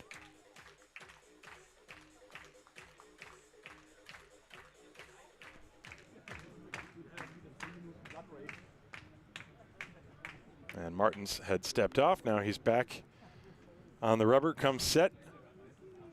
2-2 pitch coming. Upstairs, ball 3. Another full count. The Disciples have received 13 walks and they have 16 hits. So that's by my math, that's a lot of base runners. Plus there have been a couple errors, 2 errors. The pitch. Ground ball through the middle. Will it get through? Velasquez has it go under his glove, but Music has to stay at third base. So Steinlein reaches. Music goes to third. If that ball got past him, this game is over. And we'll see if that's going to be a hit or an error. It was a slowly hit ground ball. Steinlein has been on base 5 times. I believe that's going to be ruled a single. So now the game-ending run 90 feet away. Phildrick Llewellyn at the plate. Only base runner that matters now is Music. Let's see if Steinlein goes and tries to avoid the double play on defensive indifference. He does not go. Pitch to Llewellyn. Nearly hit him. Breaking ball with no bite. Llewellyn has singled and scored, reached on a fielder's choice, struck out, flied out, and walked. He also has a run batted in. That was the bases-loaded walk last inning. 1 ball, no strikes on Phildrick Llewellyn. Fouled to the screen. Good cut. 1 ball, 1 strike. That time, Llewellyn, I think, was just trying to line it to the outfield. That was not the home run cut that he has shown before. Situational swinging from Llewellyn. 1 ball, 1 strike. This one's inside, 2-1. Breaking ball again with no bite. Martins, and as did Kiss, you know, they've shown, like, you can see the talent. You can see the arm speed and the movement from the pitches, and the mechanics look good. It's just that command. There's a high drive to deep center field. That's going to win the ball game. Way back goes Maldonado. He makes the catch. Music tags from third. He is coming home, And he scores, and that is the ball game.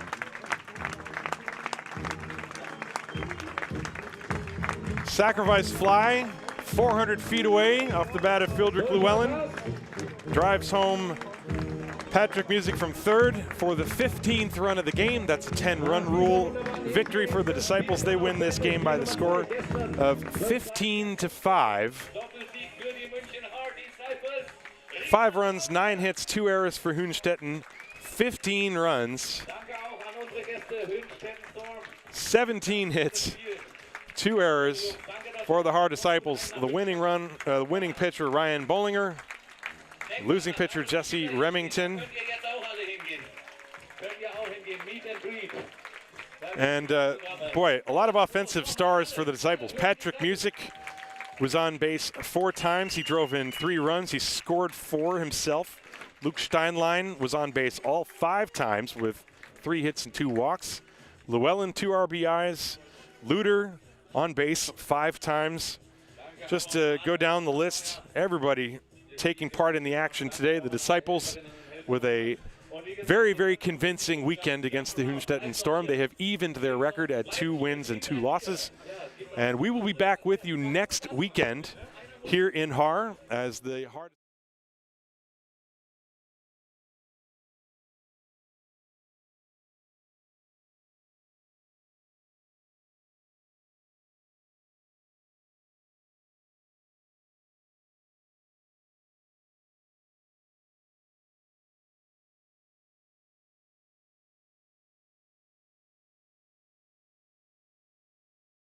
Once again, the final score this weekend, the Haar Disciples 15, the Hünstetten Storm 5. They sweep the weekend series, and they raise their record to 2-2. Hünstetten falls to 1-3.